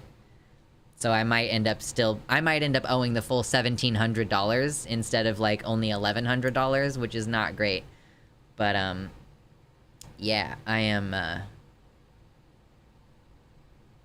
working at the car wash. Trying to make extra money. Oh, by the way, this one's already sold because someone already bought it. But if you're interested in, like, trans pride mushrooms or mushrooms in general, let me know, because I might go ahead and just start selling those on the side. GoFundMe. There's a link. Just trying to pay off my taxes from last year. I haven't changed the goal yet, but I might do that soon. Because I'm just not sure if my partner is going to be able to help in the way that we had initially anticipated.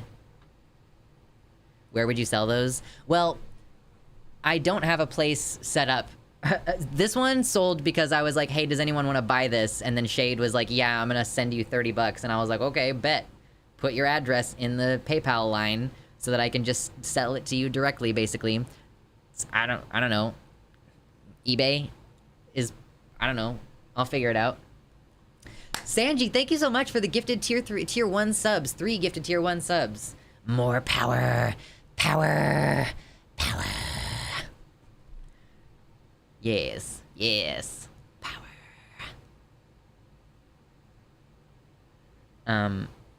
Yeah, so I guess I'll probably announce them during streams for the most part. I'd totally buy a little crochet mushroom and some cute pride colors. I do have smaller yarn. Like, this is the yarn size that I used for this. You're limited. If I use the same size yarn, it's gonna turn out to be the same size mushroom. So I do need to get some smaller yarns to make, like, tiny versions. But here's the other thing. Those are gonna be more expensive. Because it's hard to work with those tiny ones. Like, tiny little... The smaller it is, the harder it is. So the thing is that buying a smaller mushroom from me is gonna be more expensive. But yeah, people seem into it, so I will work on that. Oh, but yeah, I need to add this to the thing. Let me do that. Working at the car wash, yeah. Thread crochet is madness. I love it. Listen, I love it, but it's like... like, I can't see...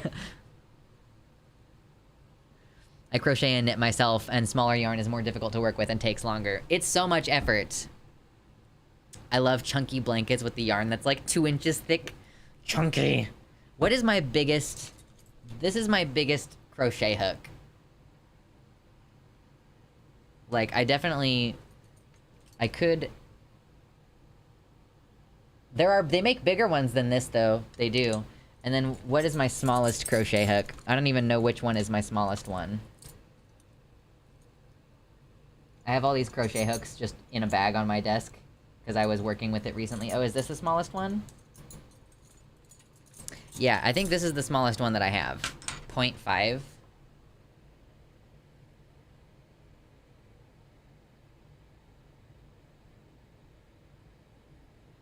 Yeah, there is a hook on there. It's kind of hard to see. Would be interested in a bisexual mushroom if you have the right yarn colors, though. So I have a type of yarn that is bisexual colors, but it's like not, it wouldn't be like one solid color and then another solid color. It would be like bisexual colors, like psychedelically all the way up and down. So yeah, I could try that. The smallest I have is 1 millimeter. Yeah, the smallest I have is 0.5 millimeters.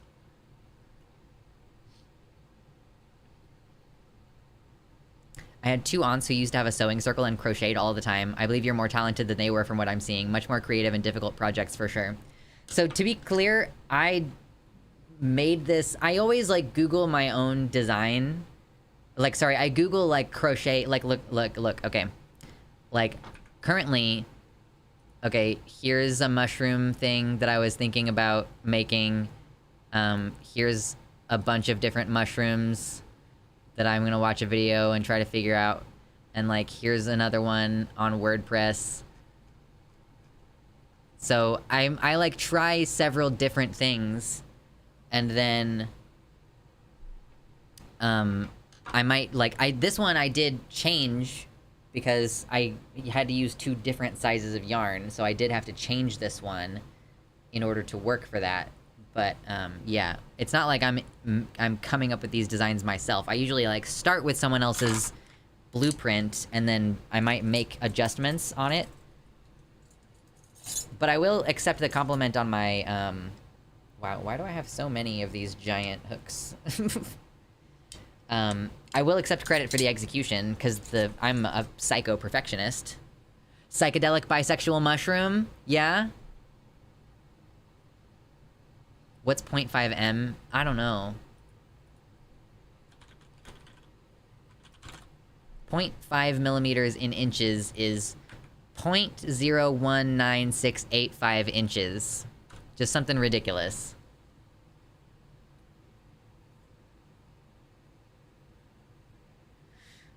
Yeah. I'm enthused about the idea that people like the mushrooms, because that is a pretty straightforward and easy way for me to make a little bit of extra money. And I'll have to figure out shipping and stuff, but yeah, it's cool. I'm excited! We are diversifying, people. Like, I don't know, maybe I should open up a tab that's like, start an eBay store. Or I need to message Violet later and see what kind of options she would have available. Goth mushroom? What does a goth mushroom look like to you? Listen, I have some big fucking chunky... Oh, man! So I've been trying to figure out what to do with my big chunky yarn. What if I got one of my big chunky yarns and made it into like a mushroom like this big? Listen... Weren't we gonna talk about DeSantis and his... Yeah, we talked about it a little bit. I wasn't planning on pulling up the video. I mostly wanted to talk about how funny it was that he did not succeed. Like, what do we think is gonna happen with his campaign from here?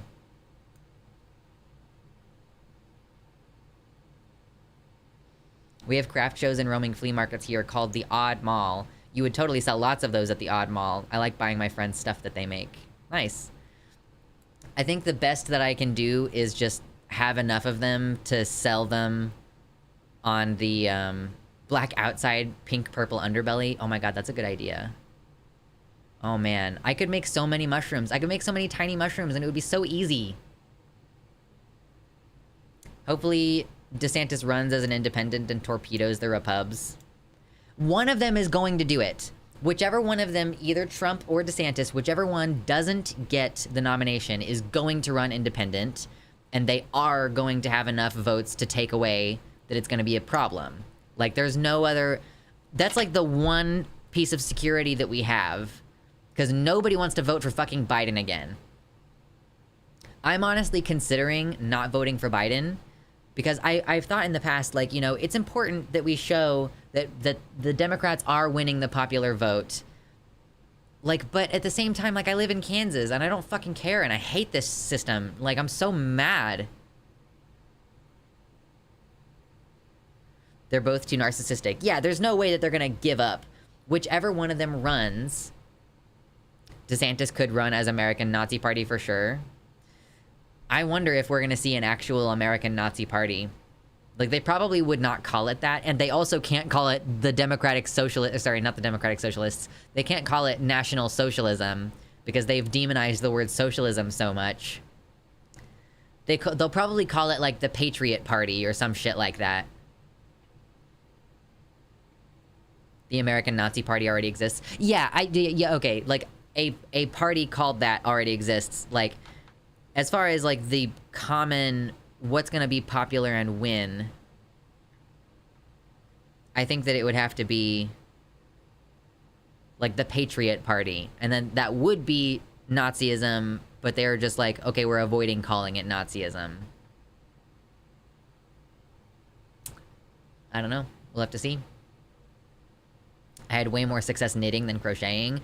Phoebe, the thing is that I was taught how to crochet when I was like 12. So I have taught myself kind of how to knit, but I don't get it. You know, like it's not the same as having someone show you in person and then you've been doing it since you were young. And crochet does take a long time. It takes longer than knitting as far as per square inch and everything, but I don't know. I'm a big fan. I like the things that you can do with crochet. It's a little bit more malleable, I think, than knitting is. I'm like, oh, I'm gonna enjoy the company of this mushroom for as long as I can, because I'm gonna ship it out, like, probably tomorrow or Tuesday. I have to get some packing stuff. By the way, if your mushroom gets all, like, squished in transit, like, it's okay. Like, you can just reshape it, and it'll be alright. It'll be okay. You know? So... Look at it. Look at it. It's just perfectly good as new. And you can make it a little bit flatter on top if you want, or you can make it rounder on top if you want. Just so many options. I might not ever even make this design again, because I did not enjoy this mushroom very much. Mushroom squished. True. Oh, by the way, it also has, like, a little bag of rice in the bottom, so it should be able to keep itself upright. Like, just FYI, there is rice inside of it, so I would not recommend getting it wet. Yeah, look at you. Look at how gorgeous. We like mushes. It would make a good pin cushion. Agreed. Very cute. Was that in the UK? We had a literal Nazi party a couple years ago. We banned it. Now they all use silly euphemisms. The most popular one lately is enraged citizens. I am full of rage. I am an enraged citizen. Germany. Yeah, you guys are not allowed to have a Nazi party. It's, like, illegal, right? It's quite illegal. Psychedelic bisexual mushroom. Yeah, that'll be probably the easiest thing for me to do, because it would be the same yarn, top and bottom, just... Mushroom, mushroom. Enraged citizens, but the left are the, quote, triggered ones? Checkmate, atheists!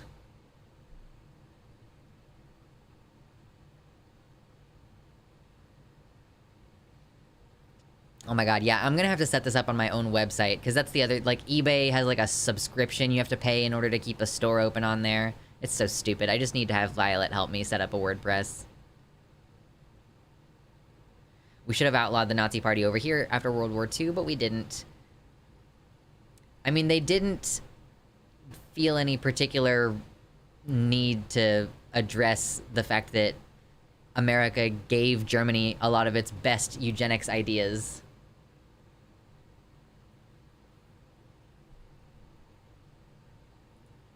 We are not so openly embracing of our shitty past. Goodness gracious. Well, what else should we talk about today? Do we have anything else that we should cover? I didn't have anything else aside from, like, the Target thing, and then, yeah, we, like, kind of branching off into talk. Oh, you know what? I was gonna keep timestamps today. I need to pay someone to do that, or find someone who's willing to volunteer to help with timestamps. Because now that the streams go public immediately after we finish, folks are like, when does the news start? When does the news start? When does the title segment start? And I'm like, I don't know. Like, I don't know.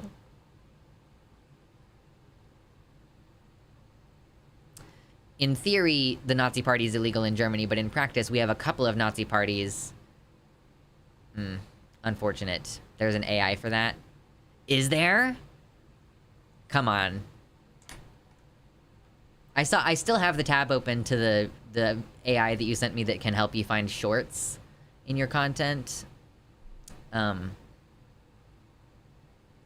There's an AI for that. There's... Oh, wow. That's the website. Timestamp. These all say, like, task tracking, though.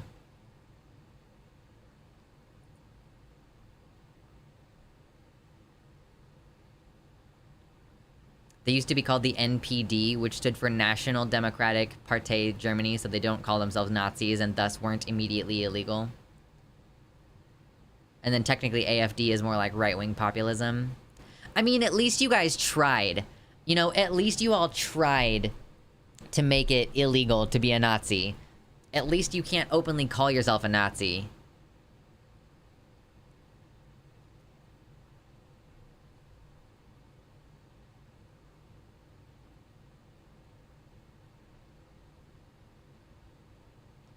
I love how there's a video summary thing on this AI website. Video transcription and translation. Oh man, that's gonna put some people out of work. I think YouTube Summarizer can do that after the video has been uploaded. Okay.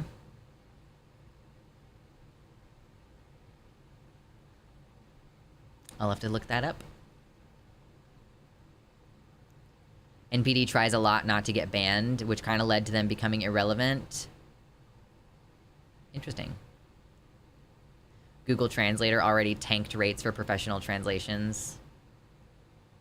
I know someone who is a translator, and that's her job, she's originally from Lebanon or something like that, and she translates as her main job, and she is using AI translation services to get her job started, and then she just edits that. Like, she has switched from fully translating and editing everything to now just, like, relying a little bit more on AI, and I think that's amazing. Like, if you're able to use AI in a non-fucked up way to do your job more easily, like, wow. I don't think that the US ever anticipated people ever sincerely embracing Nazism after World War II. They would be absolutely appalled if they could see what is going on now. Right, you know, you would think living through that you wouldn't be dealing with this kind of revisionism after the fact.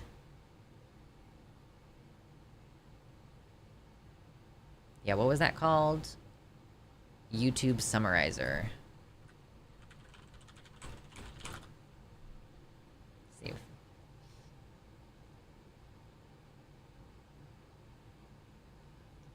Yeah, I'll have to look into this a little bit more.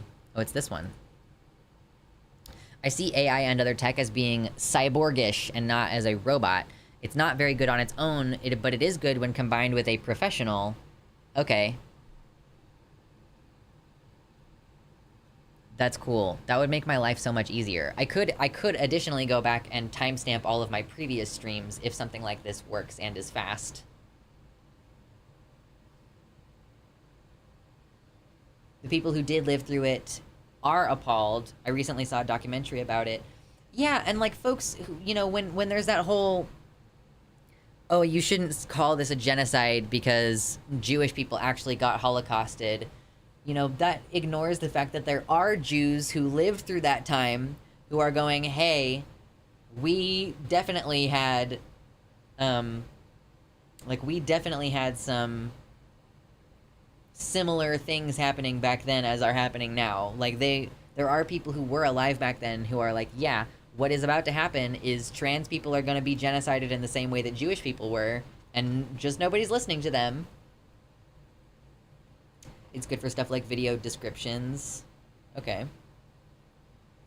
I'm really curious. I'll have to play with this after I get off of stream, because it definitely could make my life a lot easier. Choose the size of your summary.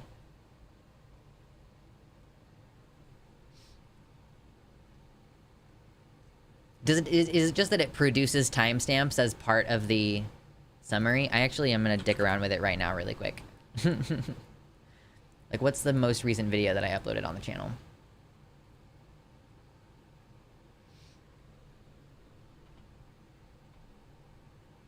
Things are not going well in America. The last video that I posted was only 8 minutes long, so maybe we'll not do that.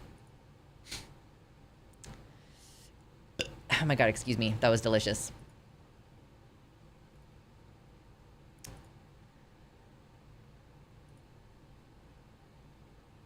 Let's see. Is there anything else in my Discord?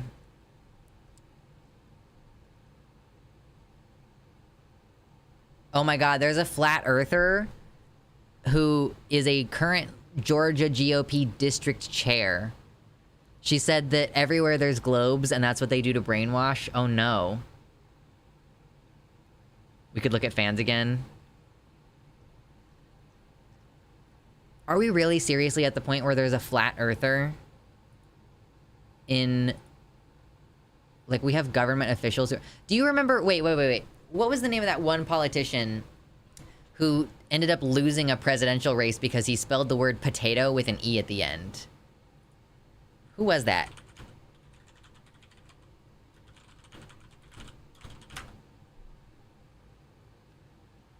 It was Dan Quayle.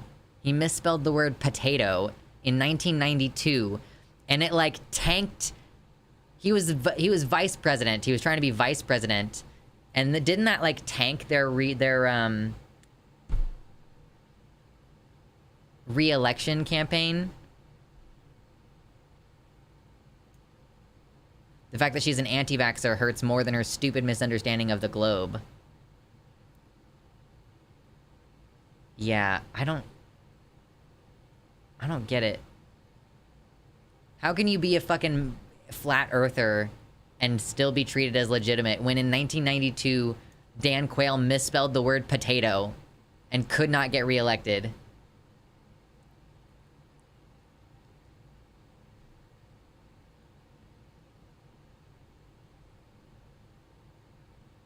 Fun fact, somehow she has a PhD. How quaint. Yeah, tanking a campaign because of a spelling mistake. Quaint. Yeah, and like this woman having a PhD... Oh, you know what? I realized that I don't have working headphones right now. I need to buy some headphones this week. Because I had like my pair of earbuds and they just like decided to stop working. Now people in fucking Congress believe in Jewish space lasers. Do they actually believe this thing? That's the question. The ultimate question that I always come back to is, do they actually believe this, or are they just lying? Do you actually believe this, or are you just lying? That is the question.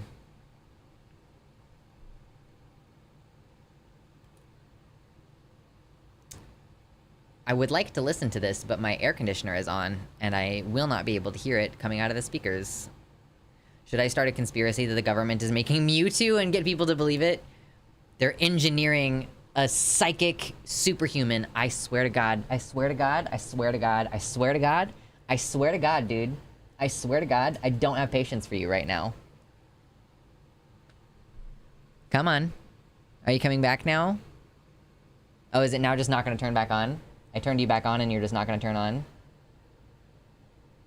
What is your problem? Come on, dude. One more time? One more time. There we go. Nope. Just immediately. Is it like overheated? Is the camera overheated? Is that what the problem is? Because it is warm in there. And it is hot in my apartment. Like, am I literally just like gonna be struggling with this for the entire fucking summer? Either my air conditioner is on and it's cool enough that my computer equipment... Stop, dude! It literally just turned... Like, why? We might have to cut this one off. It's like I literally turned it off and now it's in... Now it turned itself on. Okay, what about this? No? Just gonna immediately turn yourself back off?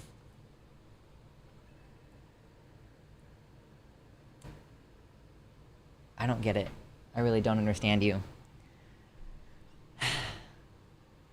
The way I own conspiracy theories is I just one-up them and confuse the fuck out of them until they leave. Them. Oh, yeah. That was, Didn't H-Bomber... Is that H-Bomber guy's joke? Them. I think the moon landing was fake. Me. Pff, you believe in the moon? Jessie Gender did a great section in her recent videos about the irony of the white co-opting Matrix metaphors. It's pretty frustrating.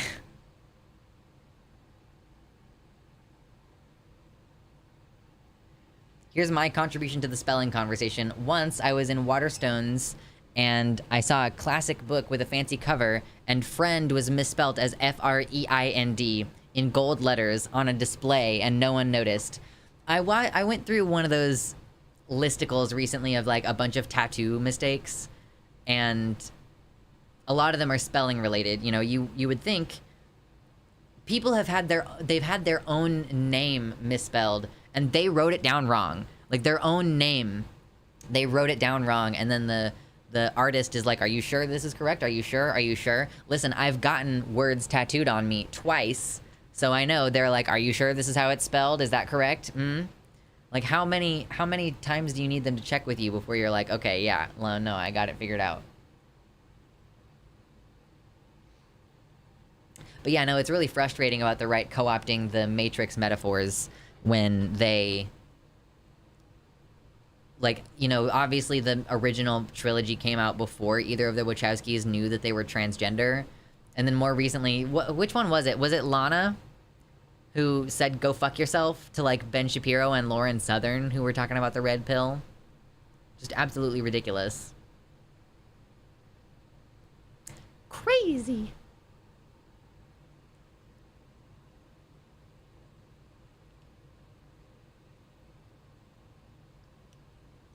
Lana is based. You know what's a lot of fun?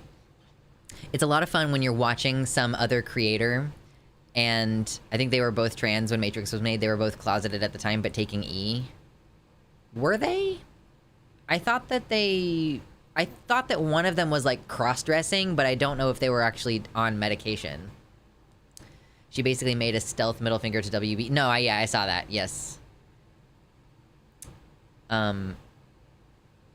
But yeah, I watched the Mythical Kitchen channel a lot, and Josh is, like, the main person on the Mythical channel, or sorry, the Mythical Kitchen channel specifically. And I decided recently to listen to an episode of their podcast called A Hot Dog is a Sandwich. And just in the opener, like, I think that maybe Josh does this frequently on their podcast. I don't know, I would need to check. But he just dropped, like, being a prison abolitionist right at the beginning of the show, and then moved on, and they were talking about food stuff after that. So it kind of seems like he does, like, he just kind of drops a little leftist theory praxis. He literally said, like, I read praxis. Like, I was like, oh my god, dude, Josh, please put babies inside me. What's the Mythical Kitchen? It's if you've ever seen Good Mythical Morning, like Good Mythical Morning, where they do, like, food challenges and, like, they mix together foods, or, like, you know, what would happen if you made cereals spicy or shit like that. And so they have this kitchen associated with their show. Yeah, will it pancake, you know, will it taco? And so they've ended up having more and more of a kitchen staff to actually help them do the cooking stuff, and then that's sort of grown into its own channel. And And now they do, it's like a cooking show, but it's not really intended for you to follow along with the recipe. It's really more like chaotic bullshit. Like, the very first video I watched from Mythical Channel was them taking Gordon Ramsay's, what is that called? Beef Wellington. Gordon Ramsay's Beef Wellington, and making it from ingredients that they bought at the gas station. Like, let's make a Beef Wellington out of ingredients that we got at the gas station. What is the cheapest way that we can execute this? And then they have the flip side of that, which is taking something like a $5 Little Caesars Hot and Ready pizza and turning it into a $500 version of the $5 Little Caesars. Yeah, where's the lamb sauce? So it's like chaotic bullshit, but I enjoy it quite a bit. And it was actually one of the presenters on that show that I mentioned earlier in the stream who, she said that she just turned 30. And I was like, oh my god, we were the same age for a couple months. I didn't know that. Like, I don't know why I thought she was older than me. I think it's that thing where I'm like, oh, I'm 30 now. And so I need to start looking at other 30-year-old people and going like, yeah, we same. We same, though. Excuse me. So burpy. The character switch was literally supposed to be a woman in the Matrix, but a man in the real world in one of the sequels, but the studio said that would be too confusing. Yes, I remember that. Switch was supposed to be trans. Yeah, there's a whole kitchen spinoff. And then there's a podcast that spun off from the Mythical Kitchen channel. I kind of get it, you know, Rhett and Link are old men, like they're in their 40s, and they're not gonna want to be presenters on this show forever. They're trying to diversify. There's also, like, they have a whole website now called Sporked, where they just taste different products and then tell you which one is the best tasting one or which one would be the best in different applications. So they're really trying to expand out and kind of create, like, forward momentum for mythical entertainment, being able to continue to be profitable, even when Rhett and Link are ready to, like, exit the limelight. This talk is frustrating because my headset doesn't reach in my kitchen. Yeah, I'm at that stage in the stream where I'm like hungry, but I'm also enjoying the fact that there are 50 people here just like chilling and enjoying the conversation.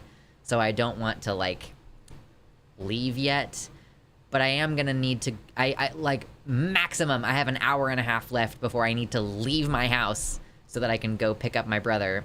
And I probably need to eat before I go pick him up. Like, if I had to guess, I should probably eat before I go pick him up, drive on the highway and stuff, you know. Yay! What should I eat for lunch, y'all? What are you all gonna eat for lunch and or dinner, depending on what time it is?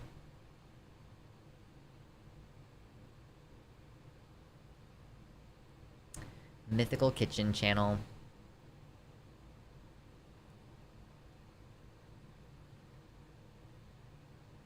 Nachos? Oh my god. I'm having albacore on rye.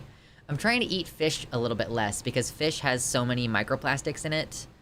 So even though fish is like more healthy for you in terms of cholesterol and stuff, it's also less unhealthy for you in terms of, it's actually less healthy for you in terms of microplastics. MRE beef strips and tomato sauce, delicious. I just had hot dogs with sauerkraut and melted cheese on it, and I'm having apple pie for a snack. Ooh, I have one final piece of pumpkin pie. That's gonna be delicious for me to eat here in a minute. I ate ice cream for dinner, best dinner, true. Recently, I took some vanilla bean ice cream, and I took the piece of pumpkin pie, and I put it in the microwave for like 15 seconds so it was warm.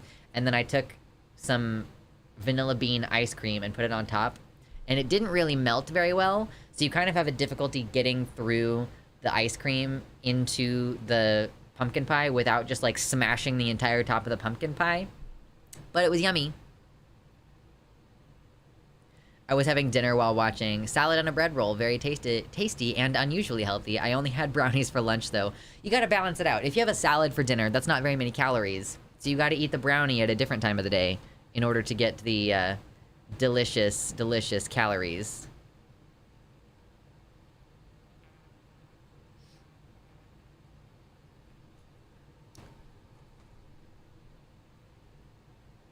MRE menu 7 is what I had today. Nice. Delicious.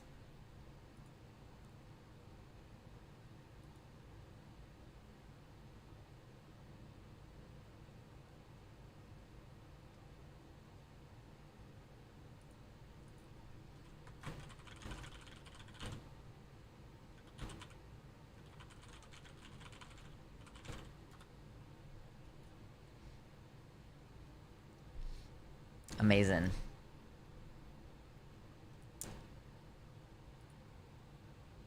Do I want to watch this flat earther video before I go? That's the question. That's the true question. Eating an entire cow. Yo, that would be... There would be so much gristle involved with eating an entire cow. Yes? Okay, I have to go turn off my AC again, because otherwise I will literally not be able to hear it.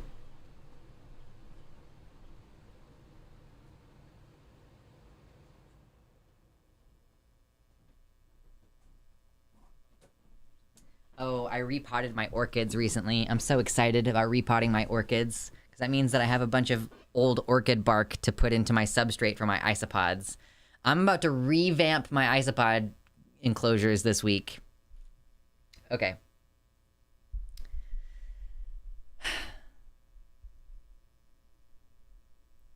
You're all wrong. The Earth is a parallelogram. I know, it's ridiculous. Yeah, let's watch this. I'm not going to set it up for a segment, though, because I think that this is just going to be funny on its own. Let's just treat it like a thing that's going to be funny on its own. It doesn't make sense. So, is it or not? Oh, man, I don't want to rip on the whole South, but, like, of course she sounds like that, you know? Oh, man. Oh, no, no, no, no. Oh, no. Oh, wait, I don't know what the volume is like. Hold on. More and more, I'm like, it doesn't make sense. So, is it or not? I don't know 100%, but it's just, it doesn't make sense the other way. Now that you see it. The people that defend the globe don't know anything about the globe, because if they knew a tenth of what Matt and I know about the globe, they would be flat earthers, because it's absolutely ridiculous. I can't unsee this. All the globes everywhere. I turn on TV, there's globes in the background. There's globes on there right here. Like this would be a globe if I was a normal person. Like everywhere. Yeah, I can guarantee you're not a normal person. I can tell you that right now. I'll give you that one for free. There's globes. You see them all the time. I mean, it's constant. My children will be like, Mama, globe, globe, globe, globe. They're everywhere. And that's what they do to brainwash. And so for me, if it is not a conspiracy, if it is, real, why are you pushing so hard? Everywhere I go, every store, you buy a globe. There's globes everywhere. Every movie, every TV show, news media. Why? More and more, I'm like, it doesn't. Oh my God. Wow. That's so fucking dumb. It's not like we're even pushing it. We're pushing the global conspiracy on you by having a product available for you to buy. Yeah, it's seeing globes the way that transphobes see trans women. They're everywhere. It's like that meme of the little girl hiding under the desk, and then like the Terminator is coming around the corner. Why are they forcing us to eat food and drink water? It's everywhere. Pushing the conspiracy of gravity by forcing me to walk. Like, what do you mean I'm not allowed to jump off this building? The Onion made a great article, really?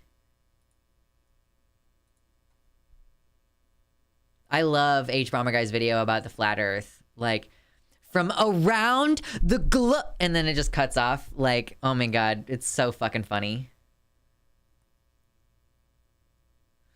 At least she's smart enough to admit she's dumb. Like, it makes sense. So it just doesn't make sense. It doesn't make sense. It just doesn't make sense. There are good people in the South. She just isn't one of them. Target removes all towels from stores after soaking wet lunatic objects to dryness. Jesus fucking Christ. That's pretty funny. Okay, I'm tired, and I need to eat lunch, and then in an hour and a half, I have to go leave and pick up my brother, and then I'm gonna have him for 2 weeks, and my schedule is gonna remain the same for the next 2 weeks. I'm gonna take off a Sunday in June, because it's the party that I'm gonna go to, the barbecue that I go to every summer. Oh, by the way, I just got my booster shot last week. If you haven't gotten a booster shot, that you can get one now. I would say, going forward, we should get one every 6 months. That's my personal opinion, having looked up the data myself. So if you got your bivalent booster back in September, you might consider looking into getting boosted again. If you want to, you could wait until later this year to see if they'll do it annually. So I just personally think, for me, I'm likely gonna stick to a twice a year schedule on getting my COVID booster. So I just want to say, if you haven't done that in a while, you should check it out. And also, if you have pepper spray, you need to check your pepper spray to make sure it's still in date and not expired and still working. If your pepper spray is jangling around on your keys, or if it's in your purse getting all junked around, you periodically need to double check that it's working. So just on a day where you can safely take it outside and give it a little make sure it's still spraying, make sure that it's not expired. Be safe. Stay good. All right. As far as I know, I'll be seeing you all on Tuesday, and I hope that you behave until then. Behave. Okay?